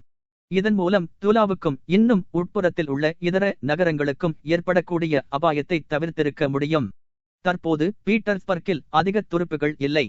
இந்நிலையில் இந்த தலைநகரை நோக்கி எதிரி எந்த அளவிலேனும் படைகளை அனுப்ப முடிந்தால் அதற்கு நீர்தான் பொறுப்பு. ஏனெனில் உம்மிடம் ஒப்படைக்கப்பட்டுள்ள சைன்யத்தை கொண்டு உறுதியோடும் ஊக்கத்தோடும் செயல்பட்டு அதன் மூலம் இந்த புதிய அபாயத்தை தடுப்பதற்கு போதிய வசதிகள் உம்மிடம் இருக்கின்றன. மாஸ்கோவை இழந்ததற்காக சினமடைந்துள்ள நம் நாட்டிற்கு நீர் இன்னும் பதில் சொல்லியாக வேண்டியிருக்கிறது என்பதையும் மறந்து விட வேண்டாம். உம்மை கிளறவிக்க வேண்டுமென்னும் விருப்பம் எமக்கிருக்கிறது என்பதை நீர் அறிவீர். அந்த விருப்பம் இன்னும் எம்முள் குறையவில்லை. ஆனால் அதே நேரம் உமது விவேகம், இராணுவ ஆற்றல், உமது தலைமையில் உள்ள துருப்புகளின் அஞ்சாநெஞ்சம் இவற்றை வைத்து பார்க்கும் போது உம்மிடமிருந்து உற்சாகத்தையும் உறுதியையும் வெற்றியையும் எதிர்பார்க்க எமக்கும் ரஷ்யாவுக்கும் உரிமை உண்டு. ஆனால் பீட்டர்ஸ்பர்க்கில் எந்தெந்த சக்திகளுக்கு என்ன பலம் இருக்கிறது என்பதை எடுத்து காட்டிய இந்த கடிதம் வந்து சேருவதற்குள்ளாகவே குட்டசோவ் இனியும் தம் தலைமையில் உள்ள இராணுவத்தை தாக்குதலில் ஈடுபடாதபடி தடுத்து நிறுத்த முடியாது என்பதை கண்டு கொண்டார். அவ்வாறே ஒரு போர் நடக்கவும் செய்தது. செப்டம்பர் 2ஆம் தேதி வேவு பார்க்கும் பணியில் ஈடுபட்டிருந்த சாபோவாலோம் என்னும் கோசாக் ஒரு முயலை கொன்று இன்னொன்றை காயப்படுத்தினான். காயத்தைந்த முயலை பின்பற்றி அவன் காட்டுக்குள் வெகு தூரம் சென்றான். அப்படிச் சென்றவன் முராட் இராணுவத்தின் இடது பக்கவாட்டு எவ்வித முன்னெச்சரிக்கைகளுமின்றி அங்கு முகாமிட்டிருப்பதைக் கண்டான். அந்த கோசாக் தான் பிரெஞ்சுக்காரர்களிடம் பிடிபடவிருந்ததை தனது தோழர்களிடம் விளையாட்டாக கூறினான். இந்த கதையை கேட்டுக் கொண்டிருந்த ஒரு குதிரை படை அதிகாரி அதை தனது கமாண்டரிடம் தெரிவித்தான். உடனே கோசாக் அழைக்கப்பட்டு விசாரிக்கப்பட்டான். கோசாக் அதிகாரிகள் இந்த சந்தர்ப்பத்தை பயன்படுத்தி சில குதிரைகளை கைப்பற்ற விரும்பினர். ஆனால் மேல் மட்ட அதிகாரிகளுடன் பரிச்சயமுள்ள உயர்தர அதிகாரி ஒருவர் இந்த சம்பவத்தை இராணுவ காரியாலயத்தில் உள்ள ஒரு ஜெனரலிடம் பிரஸ்தாபித்தார். காரியலாய நிலைமையோ சமீப காலத்தில் மிகவும் மோசமடைந்திருந்தது. சில தினங்களுக்கு முன்னர் தான் எர்மோலாம் பெனிக்சனை சந்தித்து அவரது செல்வாக்கை உபயோகித்து தாக்குதல் தொடுப்பதற்கு பிரதம சேனாதிபதியை இணங்க வைக்கும்படி வேண்டிக் கொண்டிருந்தார். உண்மை எனக்கு தெரியாதிருந்திருந்தால் நீர் என்ன கேட்கிறீரோ அதை நீர் விரும்பவில்லை என்று நினைத்திருப்பேன். ஏனென்றால் நான் என்ன ஆலோசனை கூறினாலும் அதற்கு நேர்மாறானதைத்தான் இளவரசர் செய்வார் என்பது நிச்சயம் என்று பெனிக்சன் பதிலளித்தார். குதிரை தொந்து படையினர் மூலம் ஊர்ஜிதம் செய்யப்பட்ட கோசாக்கின் தகவல் சம்பவங்கள் பக்குவடைந்துவிட்டன என்பதற்கு இறுதி நிரூபணமாக விளங்கிற்று. உடனே இறுக்கமாக சுற்றப்பட்டிருந்த சுருள் நெகிழ்ந்து கடிகாரம் திக் திக் என்னும் ஒலியோடு ஓட ஆரம்பித்து மணி அடித்தது. ஆற்றலும் அறிவும் அனுபவமும் படைத்தவராகவும் தமது மனிதர்களை பற்றி நன்கு அறிந்தவராகவும் கருதப்பட்ட போதிலும் குட்டசோவ் கோசாக்கின் தகவல் சக்கரவர்த்திக்கு தனிப்பட்ட அறிக்கைகள் அனுப்பி கொண்டிருந்த பெனிக்சனின் குறிப்பு சக்கரவர்த்தி கொண்டிருந்ததாக அவர் கருதிய விருப்பங்கள் எல்லா ஜெனரல்களும் ஒரே மாதிரியான விருப்பத்தை வெளியிட்ட விஷயம் ஆகிய இவற்றையெல்லாம் கணக்கில் எடுத்து கொண்டு அவரால் இதற்கு மேலும் நடைபெற்று தீரவேண்டிய நிகழ்ச்சி போக்கை தடுக்க முடியவில்லை. எனவே பயனற்றது தீங்கு பயக்கக்கூடியது என்று தாம் கருதிய காரியத்தையே செய்யும்படி உத்தரவிட்டார். முடிந்து போன விஷயத்திற்கு தம் அங்கீகாரத்தை அளித்தார். 13.4 பிரெஞ்சுக்காரர்களின் இடது பக்க வாட்டு பாதுகாப்பற்று இருக்கிறது என்னும் பெனிக்சனின் குறிப்பும் கோசாக்கின் தகவலும் தாக்குவதற்கு உத்தரவிடுவது அவசியம் என்பதற்கு வெறும் இறுதி அறிகுறிகளே தவிர வேறல்ல. அக்டோபர் 5ஆம் தேதி தாக்குதலை தொடுப்பது என்று நிர்ணயிக்கப்பட்டது. அக்டோபர் தேதி காலை போர்முனை திட்டங்களில் குட்டசோவ் கையெழுத்திட்டார். எர்மோலாவுக்கு அவற்றை தால் வாசித்து காண்பித்தார். மற்ற ஏற்பாடுகளில் கலந்து கொள்ளும் படியும் அவரை கேட்டுக்கொண்டார். சரி ஆகட்டும், ஆனால் இப்போது எனக்கு நேரமில்லை என்று எர்மோலாம் பதிலளித்துவிட்டு குடிசையை விட்டு கிளம்பினார். தால் தயாரித்திருந்த போர்முனை திட்டங்கள் மிக நன்றாக இருந்தன. ஆஸ்டர் லிட் போர்முனை திட்டங்கள் போலவே இவையும் எழுதப்பட்டிருந்தன. ஆனால் இந்த தடவை ஜெர்மன் மொழியில் அல்ல. முதலாவது அணிவரிசை இதோ இங்கே முன்னேறும், இரண்டாவது அணி வரிசை அதோ அங்கே முன்னேறும். இவ்வாறாக போர்முனை திட்டங்கள் தீட்டப்பட்டிருந்தன. காகிதத்தில் இந்த அணி வரிசைகள் எல்லாம் குறித்த இடங்களில் குறிப்பிட்ட நேரத்தில் வந்து சேர்ந்து எதிரியை நிர்மூலமாக்கின. போர்முனை திட்டங்கள் தயாரிப்பதில் வழக்கமாக நடப்பது போல ஒவ்வொரு விஷயமுமே நன்கு சிந்திக்கப்பட்டன. ஆனால் எப்போதுமே ஒரு அணி வரிசை கூட தனக்கு நிர்ணயிக்கப்பட்ட இடத்திற்கு குறிப்பிட்ட நேரத்தில் வந்து சேருவதில்லை. போர்முனை திட்டங்களின் பிரதிகள் தேவையான எண்ணிக்கையில் தயாரிக்கப்பட்டதும் ஒரு அதிகாரி அழைக்கப்பட்டு எர்மோலாவிடம் அவற்றை சேர்ப்பிக்கும்படி அனுப்பப்பட்டார். அவர் குதிரை படையைச் சேர்ந்த ஒரு இளம் அதிகாரி, குட்டசோவின் சேவகர். தம்மிடம் ஒரு முக்கியமான பணி ஒப்படைக்கப்பட்டது பற்றி மகிழ்ச்சி அடைந்த அவர் எர்மோலாவின் ஜாகைக்குச் சென்றார். வெளியே போய்விட்டார் என்றார் எர்மோலாவின் சேவகர். இதன் பேரில் குதிரைப்படை அதிகாரி ஒரு ஜெனரலிடம் சென்றார். இந்த ஜெனரலுடன் தான் எர்மோலா அடிக்கடி காணப்படுவார். இங்கில்லை, ஜெனரலும் வெளியே போய்விட்டார். அதிகாரி குதிரை மீதேறி வேறு யாரிடமோ சென்றார். இல்லை, அவர் வெளியே போய்விட்டார். இந்த தாமதத்திற்கு என்னை பொறுப்பாக்காமல் இருக்க வேண்டுமே, பெரும் தொல்லையாய் போய்விட்டது என்று அதிகாரி நினைத்தார். முகாம் பூராவும் சுற்றி தேடி பார்த்தார். வேறு சில ஜெனரல்களுடன் சேர்ந்து எர்மோலாம் குதிரை மீதேறி போனதைத் தான் பார்த்ததாக ஒருவன் கூறினான். மற்றவர்களோ இதற்குள் அவர் வீடு திரும்பியிருப்பார் என்று கூறினார்கள். அதிகாரி உணவு கூட அருந்தாமல் மாலை 6 மணி வரை தேடினார். எர்மோலாம் எங்கும் காணப்படவில்லை. அவர் எங்கு இருப்பார் என்பதும் யாருக்கும் தெரியவில்லை. அதிகாரி தனது தோழன் ஒருவனின் ஜாகையில் அவசரமாக கொஞ்சம் ஆகாரத்தை முடித்துக்கொண்டு மிலாராடாவிச்சை காண முன்னணிப்படை முகாமுக்குச் சென்றார். மிலாராடாவிச்சும் கூட வெளியே போயிருந்தார். ஆயினும் அவர் ஜெனரல் கில்கின் ஜாகையில் நடைபெறும் ஒரு நடன நிகழ்ச்சிக்கு சென்றுள்ளார் என்றும் அநேகமாக எர்மோலாவும் கூட அங்கு இருக்கக்கூடும் என்றும் இங்கு அதிகாரியிடம் தெரிவிக்கப்பட்டது. அவரது ஜாகை எங்கே இருக்கிறது? ஏன், அதோ அங்கே எக்கினோவில்தான் இருக்கிறது என்று ஒரு கோசாக் அதிகாரி தொலைதூரத்தில் இருந்த ஒரு கிராமாந்தர வீட்டை சுட்டிக்காட்டி கூறினார். என்ன, நமது படை வரிசைக்கு வெளியேயா? 2 படைப்பிரிவுகளை அங்கே காவல் முகாம்களாக வைத்துள்ளார்கள். அவர்கள் ஏக களியாட்டம் போட்டு வருகிறார்கள். 2 இசைக்குழுவினரையும் 3 ஜோடி பாடகர்களையும் வைத்துள்ளார்கள். அதிகாரி நமது படை வரிசைக்கப்பால் எக்கினோ நோக்கி குதிரையை தட்டிவிட்டார். தூரத்தில் சவாரி செய்து கொண்டிருக்கும் போதே படை வீரர்கள் நடனமாடிக்கொண்டே பாடும் பாட்டின் களிப்பான கூறல்கள் அந்த வீட்டிலிருந்து வந்து கொண்டிருப்பதை கேட்டார். புல்வெளியில் என்னும் பாட்டின் அடியோடு விசில் சப்தமும் ஒரு தோர்பானின் பலாலாய்காவை ஒத்த ஒரு உக்ரேனிய இசை கருவியோட் ஒலியும் கேட்டன. அவ்வப்போது கூச்சல்கள் எழுந்து இவற்றை அமுக்கின. இந்த சப்தங்கள் அவரது உற்சாகத்தை தூண்டிவிட்டன. ஆனால் அதே சமயம் தனக்கிடப்பட்ட முக்கியமான கட்டளையை விரைவில் நிறைவேற்றாததற்காக தன்னை குற்றங் கூறுவார்களோ என்று பயந்தார். மணி இப்போது 8க்கு மேலாகிவிட்டது. அவர் குதிரையை விட்டு இறங்கி ரஷ்ய பிரெஞ்சு படைகளுக்கு மத்தியில் சேதமுறாமல் முழுமையாக இருந்த அந்த பெரிய கிராமாந்தர வீட்டின் முக மண்டபத்திற்குள் நுழைந்தார். உணவு அறையிலும் கூடத்திலும் பணியாட்கள் இனும் சிற்றுண்டிகளும் பரிமாறுவதில் சுறுசுறுப்பாக ஈடுபட்டிருந்தார்கள். பாடகர்கள் கோஷ்டியாக ஜன்னல்களுக்கு வெளியே நின்றிருந்தார்கள். அதிகாரி உள்ளே அனுமதிக்கப்பட்டார். உடனே அங்கு இராணுவத்தின் எல்லா தலைமை ஜெனரல்களையும் ஒன்றாக பார்த்தார். அவர்கள் மத்தியில் எர்மோலாவின் கம்பீரமான பெரிய உருவத்தையும் கண்டார். அவர்கள் தங்கள் கோட்டுகளுக்கு புத்தான்கள் போட்டுக் கொள்ளாமல் மகிழ்ச்சியும் உற்சாகமும் துள்ளும் முகங்களோடு அரை வட்ட வடிவத்தில் நின்று கொண்டு உரக்கச் சிரித்துக் கொண்டிருந்தார்கள். அறையின் மத்தியில் சிவந்த முகம் கொண்ட ஒரு அழகிய குள்ளமான ஜெனரல் கழிவறியோடும் சுறுசுறுப்போடும் திரபாக் நடனமாடிக் கொண்டிருந்தார். தா தா தா சபாஷ் நிக்கலஸ் இவனாவிச். தா தா தா இத்தகைய தருணத்தில் முக்கியமான உத்தரவுகளோடு வந்திருப்பதற்கு தன்மீது இரட்டிப்பு குற்றம் சாட்டினாலும் தகும் என்பதை அதிகாரி உணர்ந்தார். எனவே சற்று நேரம் காத்திருக்கவும் அவர் தயாராக இருந்தார். ஆனால் அதற்குள் ஜெனரல்களில் ஒருவர் அவரை கவனித்து விட்டார். அவர் என்ன விஷயமாக வந்திருக்கிறார் என்பதை அறிந்ததும் உடனே அதை எர்மோலாவிடம் தெரிவித்தார். எர்மோலா முகத்தை சுளித்துக் கொண்டு முன்னே வந்தார். அதிகாரி கூறியதனைத்தையும் கேட்டுவிட்டு ஒரு வார்த்தையும் பேசாமல் அவரிடமிருந்து தஸ்தாவேஜுகளை பெற்றுக் கொண்டார். அவர் தற்செயலாக அங்கு சென்றார் என்று நீங்கள் நினைக்கிறீர்களா என்று இராணுவ காரியாலயத்தில் உள்ள நண்பர் ஒருவர் அன்று மாலை எர்மோலாவை குறிப்பிட்டு குதிரைப்படை அதிகாரியிடம் கேட்டார். இது ஒரு சூழ்ச்சி. கோனோவ் நிகழ்ச்சினை சங்கடத்தில் சிக்க வைப்பதற்காக இது செய்யப்பட்டுள்ளது.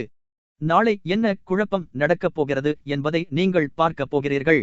13.5 மறுநாள் காலையில் முதுமை அடைந்த சண்டையை ஆரம்பித்திருக்க வேண்டிய ஒரு அணிவரிசையை குட்டதும் பிரார்த்தனையை முடித்துக்கொண்டு உடையணிந்து தமக்குச் சம்மத மில்லாத ஒரு போரை நடத்த வேண்டி இருக்கிறதே என்னும் மகிழ்ச்சியற்ற உணர்வோடு தமது வண்டியில் ஏறி விடசொன்காவில் இருந்து தாராவிடி கோவில் இருந்து 3.5 மைல் தொலைவில் உள்ள ஒரு கிராமம் தாக்குதல் தொடுக்கும் அணி வரிசைகள் வந்து சேர வேண்டிய இடத்திற்கு புறப்பட்டார்.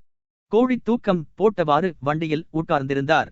நொடிகளில் விழித்துக் கொண்டு நடவடிக்கை ஆரம்பித்து விட்டதற்கு அறிகுறியாக வலதுபுறத்தில் ஏதாவது துப்பாக்கி சப்தம் கேட்கிறதா என்று கவனித்தார்.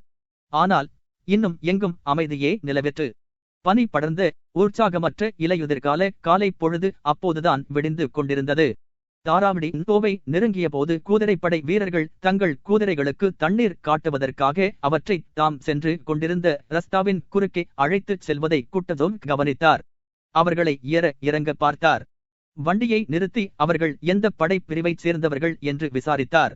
அவர்கள் போர் முனையில் முன் வரிசையில் நின்று இதற்குள்ளாக சேர்ந்தவர்கள் என்பதை தெரிந்து கொண்டார்.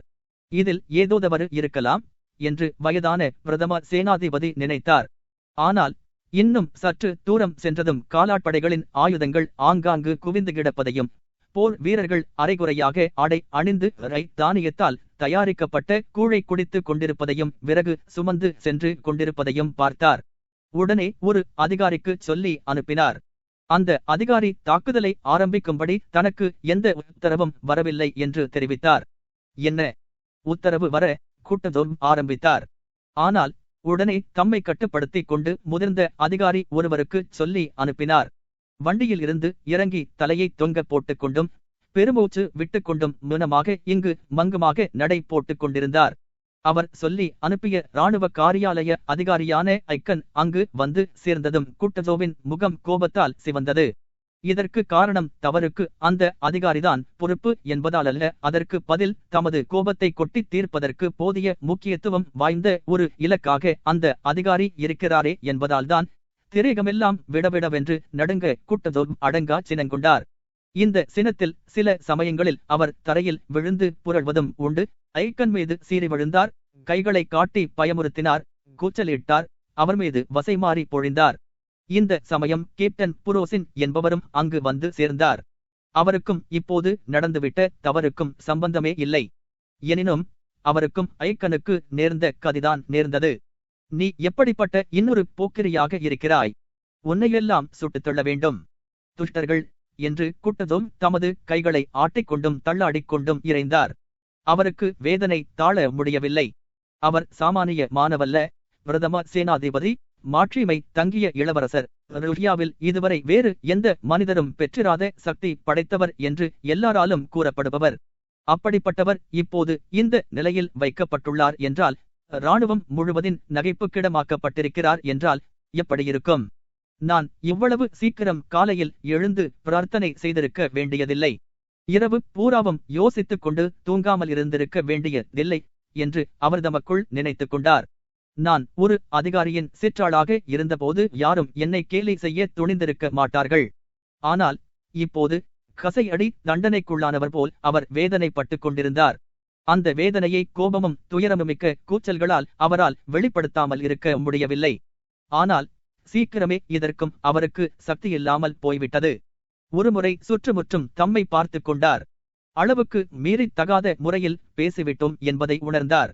எனவே அவர் வண்டியிலேறி முனமாக தம் ஜாகைக்கு திரும்பினார். அவரது கோபம் ஒரு முறை அடங்கிப் போன பிறகு திரும்பவும் வரவில்லை. நடந்து போன விஷயத்திற்கு கூறப்பட்ட சமாதானங்களையும் சுய விளக்கங்களையும் ஆற்றமாட்டாமல் கொட்ட கொட்ட விழித்துக் கொண்டு கேட்டுக்கொண்டிருந்தார். எர்மோலாம் மறு தினம் வரை அவரை பார்க்க வரவில்லை. நிறைவேற்ற தவறிவிட்ட தாக்குதல் உத்தரவை அடுத்த நாள் நிறைவேற்ற வேண்டுமென்று பெனிக்சன், கோனோக்னேட்சைன் தால் ஆகியோர் வற்புறுத்தினர். குட்டதோம் மீண்டும் இதற்கு இணங்கும்படியாயிற்று. 13.6 அடுத்த நாள் மாலை துருப்புகள் தங்களுக்கு நிர்ணயிக்கப்பட்ட இடங்களில் பார் 14 இரவில் முன்னேறின. அது இலையுதிர்கால இரவு. வானத்தில் கருஞ்சிவப்பு மேகங்கள் மண்டியிருந்தன. ஆனால் மழை இல்லை. தரை ஈரமாக இருந்தது. ஆனால் சகதியாக இல்லை. துருப்புகள் ஓசைப்படாமல் முன்னேறின. எப்போதாவது பீரங்கிகளின் கிளுங்கல் சப்தம் மட்டுமே இலேசாக கேட்டது. படை வீரர்கள் உரக்க பேசக்கூடாது, புகை பிடிக்கக்கூடாது, நெருப்பு பற்ற வைக்கக்கூடாது என்று தடை செய்யப்பட்டிருந்தனர். குதிரைகளின் கனைப்பை கூட அவர்கள் தடுக்க முயன்றனர். நிறைவேற்ற மேற்கொண்ட காரியத்தின் இரகசியம் அதன் கவர்ச்சியை மேலும் அதிகரிக்கச் செய்தது. அவர்கள் மகிழ்ச்சியோடு முன்னேறிக் கொண்டிருந்தனர். சில அணி வரிசையினர் தாங்கள் போய் சேர வேண்டிய இடத்தை அடைந்துவிட்டதாக கருதி அங்கே நின்றனர். ஆயுதங்களை ஒரு இடத்தில் குவித்து வைத்துவிட்டு ஈரத்தரையில் அமர்ந்தனர். ஆனால் பெரும்பாலான படைப்பிரிவினர் இரவு பூராவும் முன்னேறி தாங்கள் வந்து சேர வேண்டாத இடங்களை அடைந்தனர். கோமகன் ஆர்லோம் தெனைசாம் மட்டும்தான் அவரது கோசாக்குகளுடன் எல்லா படைப்பிரிவுகளிலும் குறைந்த முக்கியத்துவம் வாய்ந்தது குறித்த இடத்திற்கு சரியான நேரத்திற்கு வந்து சேர்ந்தார். இந்த படைப்பிரிவு ஸ்லோமிலோவா கிராமத்தில் இருந்து திமிட்ரோவ்ஸ்க்கு செல்லும் பாதையில் ஒரு வனாந்தரத்தின் எல்லையில் வந்து முகாமிட்டது. விடியப்போகும் சமயம். கோமகன் ஆர்லோம் தெனைசாம் அரை தூக்கத்தில் இருந்தார். அப்போது பிரெஞ்சு இராணுவத்தில் இருந்து ஓடிவந்து விட்ட ஒருவன் அவர் முன் கொண்டு வரப்பட்டான். அவர் தூக்கத்தில் இருந்து விழித்துக் கொண்டார். அவன் போயோடோவ்ஸ்கி பட்டாளத்தைச் சேர்ந்த ஒரு போலிஷ் சார்ஜென்ட். பிரெஞ்சு இராணுவத்தில் இருந்து ஓடி வந்துவிட்டதற்கான காரணத்தை போலிஷ் மொழியில் அவன் விளக்கினான். அவன் அந்த பட்டாளத்திலேயே தைரியசாலியாம். நீண்ட காலத்திற்கு முன்பே ஒரு அதிகாரியாக ஆக்கப்பட்டிருக்க வேண்டுமாம். ஆனால் அப்படிச் செய்யாமல் அலட்சியப்படுத்தப்பட்டானாம். அதற்காகவே அவர்களை பழிக்கு பழி வாங்க ஓடி வந்து விட்டானாம். இவ்வாறு விளக்கம் கொடுத்தான்.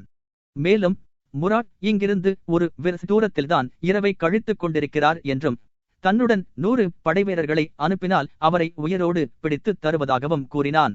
கோமகன் ஆர்லோன் தெனேசான் தமது சக அதிகாரிகளை கலந்தாலோசித்தார்.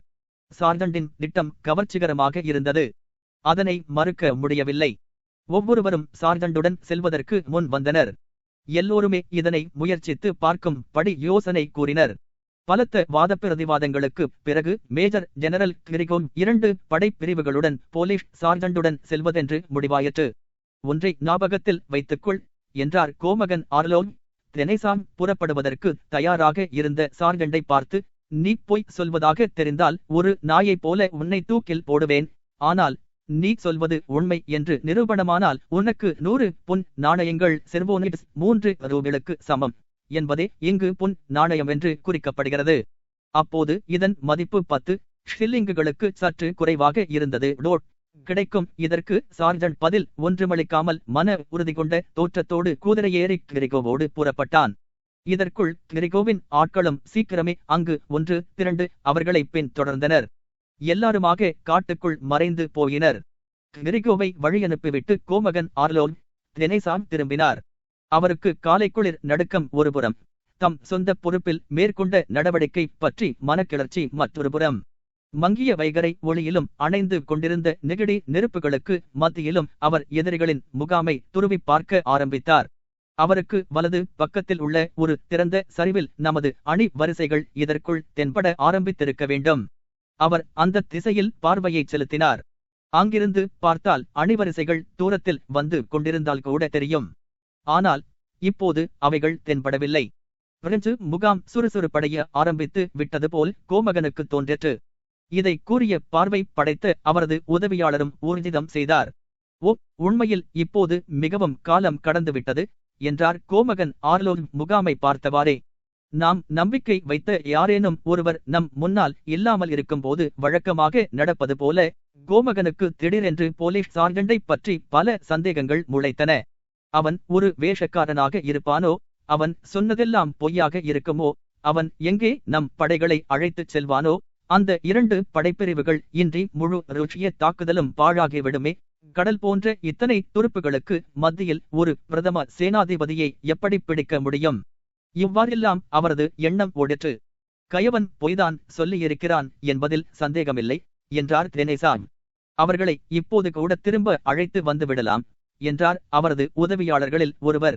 எதிரியின் முகாமை பார்த்த போது ஆர்லோவைப் போலவே அலருக்கும் இந்த துணிகர முயற்சியில் அவநம்பிக்கையே ஏற்பட்டது.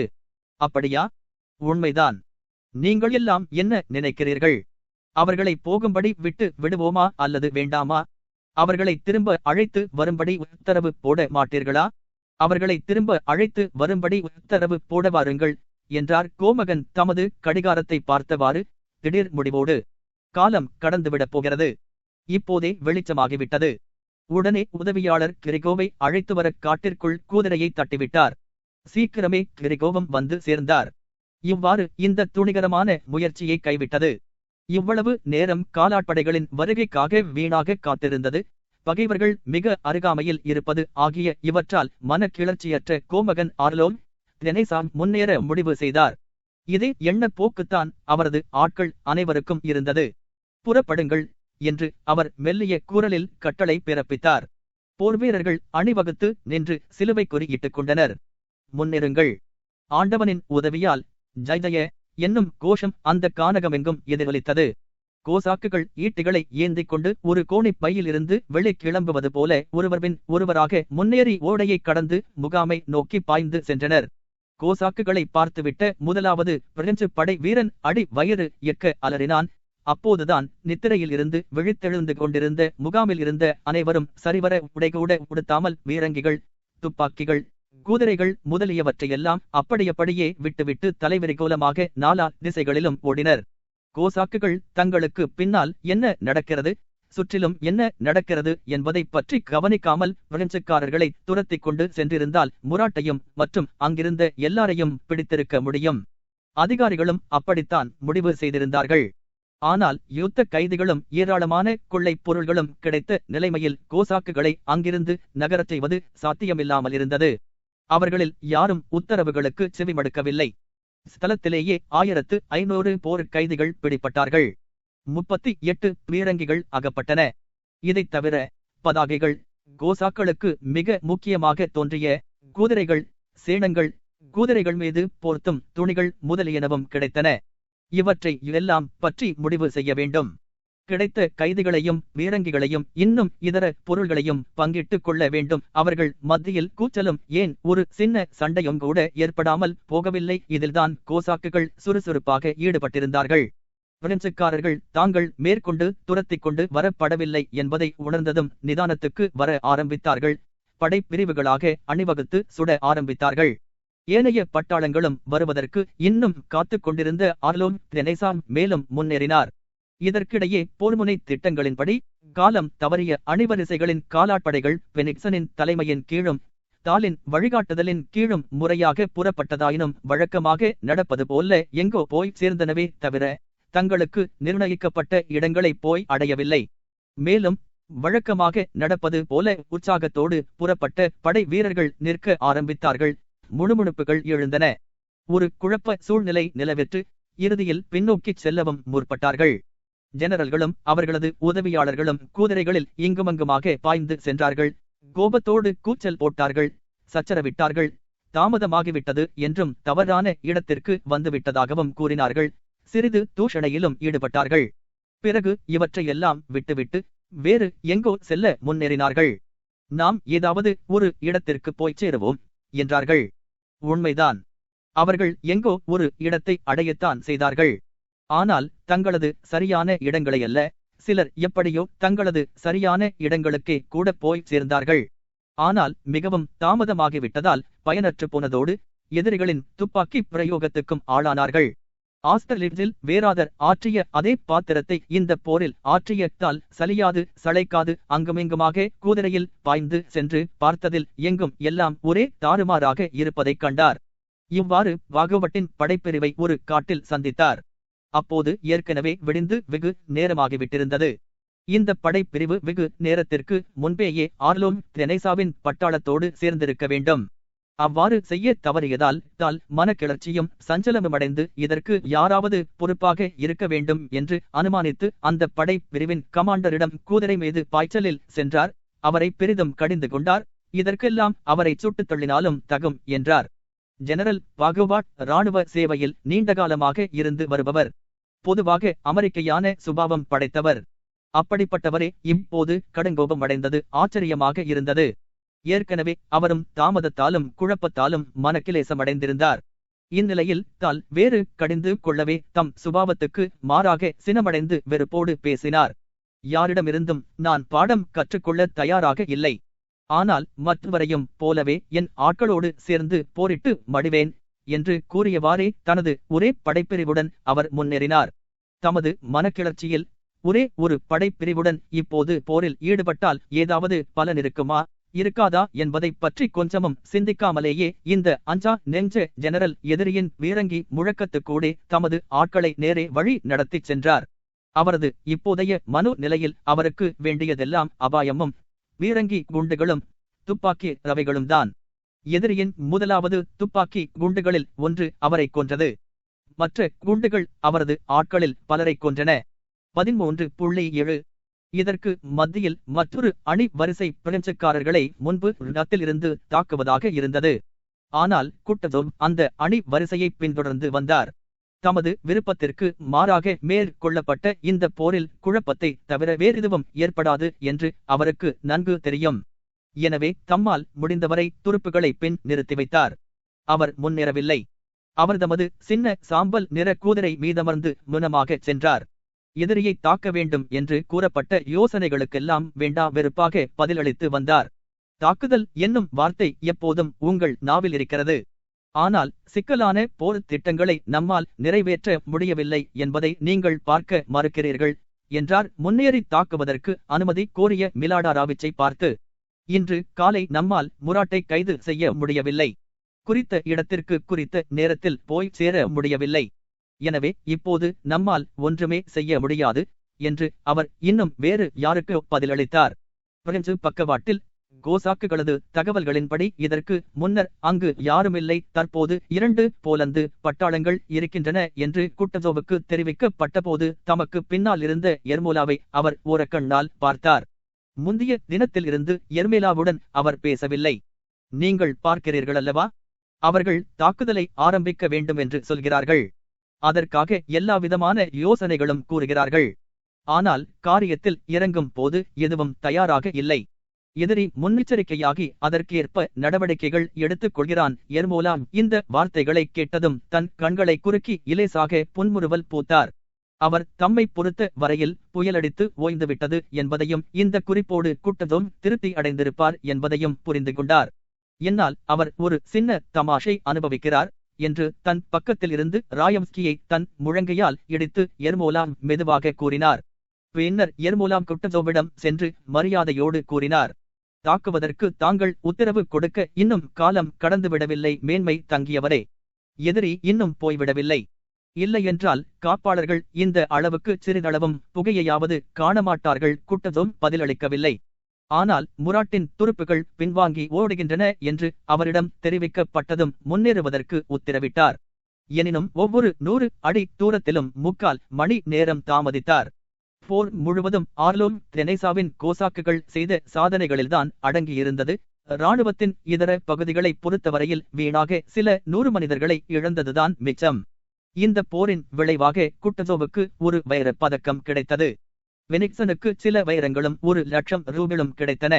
மற்றவர்களுக்கும் அவர்களது வெவ்வேறு அந்தஸ்துகளுக்கு தகுந்தாறு போல திருப்திகரமான சன்மானங்கள் கிடைத்தன. மேலும் இந்த போரைத் தொடர்ந்து இராணுவ பதவிகளில் புதிய மாற்றங்கள் ஏற்பட்டன.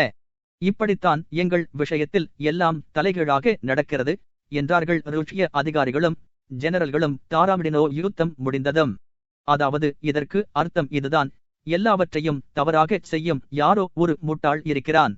அவன் செய்ததை நாங்கள்தான் செய்தோம் என்று ஜனங்கள் பேசுகிறார்கள். ஆனால் இவ்விதம் பேசுபவர்கள் ஒன்று தாங்கள் என்ன பேசுகிறோம் என்பதே தெரியாதவர்களாக இருக்க வேண்டும், அல்லது தங்களை தாங்களே வேண்டுமென்றே ஏமாற்றிக் கொள்பவர்களாக இருக்க வேண்டும். எந்த யுத்தமும் அது தாராமிடினோவானாலும் சரி, பாராடினோவானாலும் சரி, அல்லது ஆஸ்தர்லிப் ஆனாலும் சரி, அதை திட்டமிட்டவர்கள் எதிர்பார்ப்பது போல் நடப்பதில்லை. இது ஒரு அத்தியாவசியமான நிலை.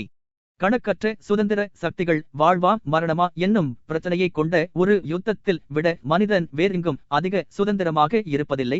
போரின் போக்கு மீது செல்வாக்கு வகிக்கின்றன. அந்த போக்கு இப்படித்தான் இருக்கும் என்று முன்கூட்டியே அறிய முடியாது.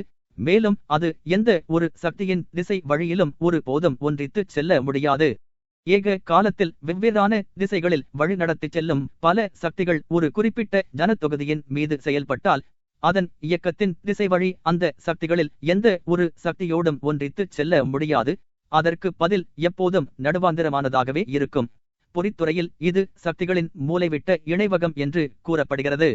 வரலாற்று ஆசிரியர்கள் தரும் விளக்கங்களில், அதிலும் முக்கியமாக பிரெஞ்சு சரித்திராசிரியர்களின் விளக்கங்களில் அவர்களது யுத்தங்களும் சண்டைகளும் முன்கூட்டியே தீட்டப்பட்ட திட்டங்களின்படி நடந்தன என்று கண்டிருந்தால் அந்த விளக்கங்கள் தவறானவை என்ற ஒரே முடிவுக்குத்தான் நாம் வரவேண்டும். தாராமிடினோ யுத்தம் போர் திட்டங்களின்படி துருப்புகளை செயலில் இறங்க வழி நடத்திச் செல்ல வேண்டும் என்று தால் மனதில் கொண்டிருந்த நோக்கத்தை நிறைவேற்றவில்லை. முராட்டை கைது செய்ய வேண்டும் என்று கோமகன் ஆர்லோம் தெனேசா கொண்டிருந்த நோக்கத்தையும் நிறைவேற்றவில்லை. எதிரி படைகள் பூராவையும் உடனடியாக அழிக்க வேண்டும் என்று பெனிக்சனும் இவர்களும் கொண்டிருந்த நோக்கத்தையும் நிறைவேற்றவில்லை. தனக்கு புகழ் தேடிக்கொள்வதற்கு செயலில் இறங்க விரும்பிய அதிகாரியின் நோக்கத்தையும் நிறைவேற்றவில்லை. தான் பெற்றதை விட அதிகமான கொள்ளை பொருள்களை பெற வேண்டும் என்று விரும்பிய கோசாக்கின் நோக்கத்தையும் நிறைவேற்றவில்லை. ஆனால் அந்த யுத்தத்தின் நோக்கம், அந்த யுத்தத்தினால் உண்மையில் என்ன விளைவு ஏற்பட்டதோ அதுதான் என்றால், அன்றைய தினம் எல்லா ருஷ்யர்களும் என்ன விரும்பினார்களோ அதுதான் என்றால், பிரெஞ்சுக்காரர்களை ருஷ்யாவை விட்டு துரத்தி அடித்து அவர்களது இராணுவத்தை அழிக்க வேண்டுமென்று எல்லா ருஷ்யர்களும் விரும்பினார்கள். தாராமிடினோ யுத்தம்தான் அதன் பொருந்தாத்தன்மைகள் காரணமாக போர் நடவடிக்கையின் அப்போதைய கட்டத்தில் திட்டவட்டமாக தேவைப்பட்டது என்பது தெளிவு. இந்த யுத்தத்தினால் உண்மையில் என்ன விளைவு ஏற்பட்டதோ அதைவிட அனுகூலமான விளைவை சிந்தித்து பார்ப்பது கஷ்டம், ஏன் சாத்தியமில்லாததும் கூட. மிகுந்த குழப்பம் நிலவிய போதிலும் குறைந்த முயற்சியில் அற்பமான நஷ்டங்களோடு முழு போர் நடவடிக்கைக்குமான மிக முக்கிய பலன்கள் பெறப்பட்டன. பின்வாங்கலில் இருந்து முன்னேற்றத்திற்கு மாறியதும் பிரெஞ்சுக்காரர்களின் பலவீனத்தை வெளிப்படுத்தியதும், நெப்போலியன் இராணுவம் ஓட்டமெடுக்க ஆரம்பிப்பதற்கு எதை எதிர்பார்த்து கொண்டிருந்ததோ அந்த அதிர்ச்சியை பிரயோகித்ததும் தான் மேலே குறிப்பிட்ட பலன்கள். தொடரும். தயவு செய்து எங்களுடன் இணைந்து கொள்ளுங்கள், மற்றவர்களுடன் பகிர்ந்து கொள்ளுங்கள், செய்தி மணியை அழுத்துங்கள். உங்கள் ஆதரவு மட்டுமே இதை தொடர்வதற்கு ஊக்கமளிக்கும். அன்புடன், இத்தியாகலிங்கம்.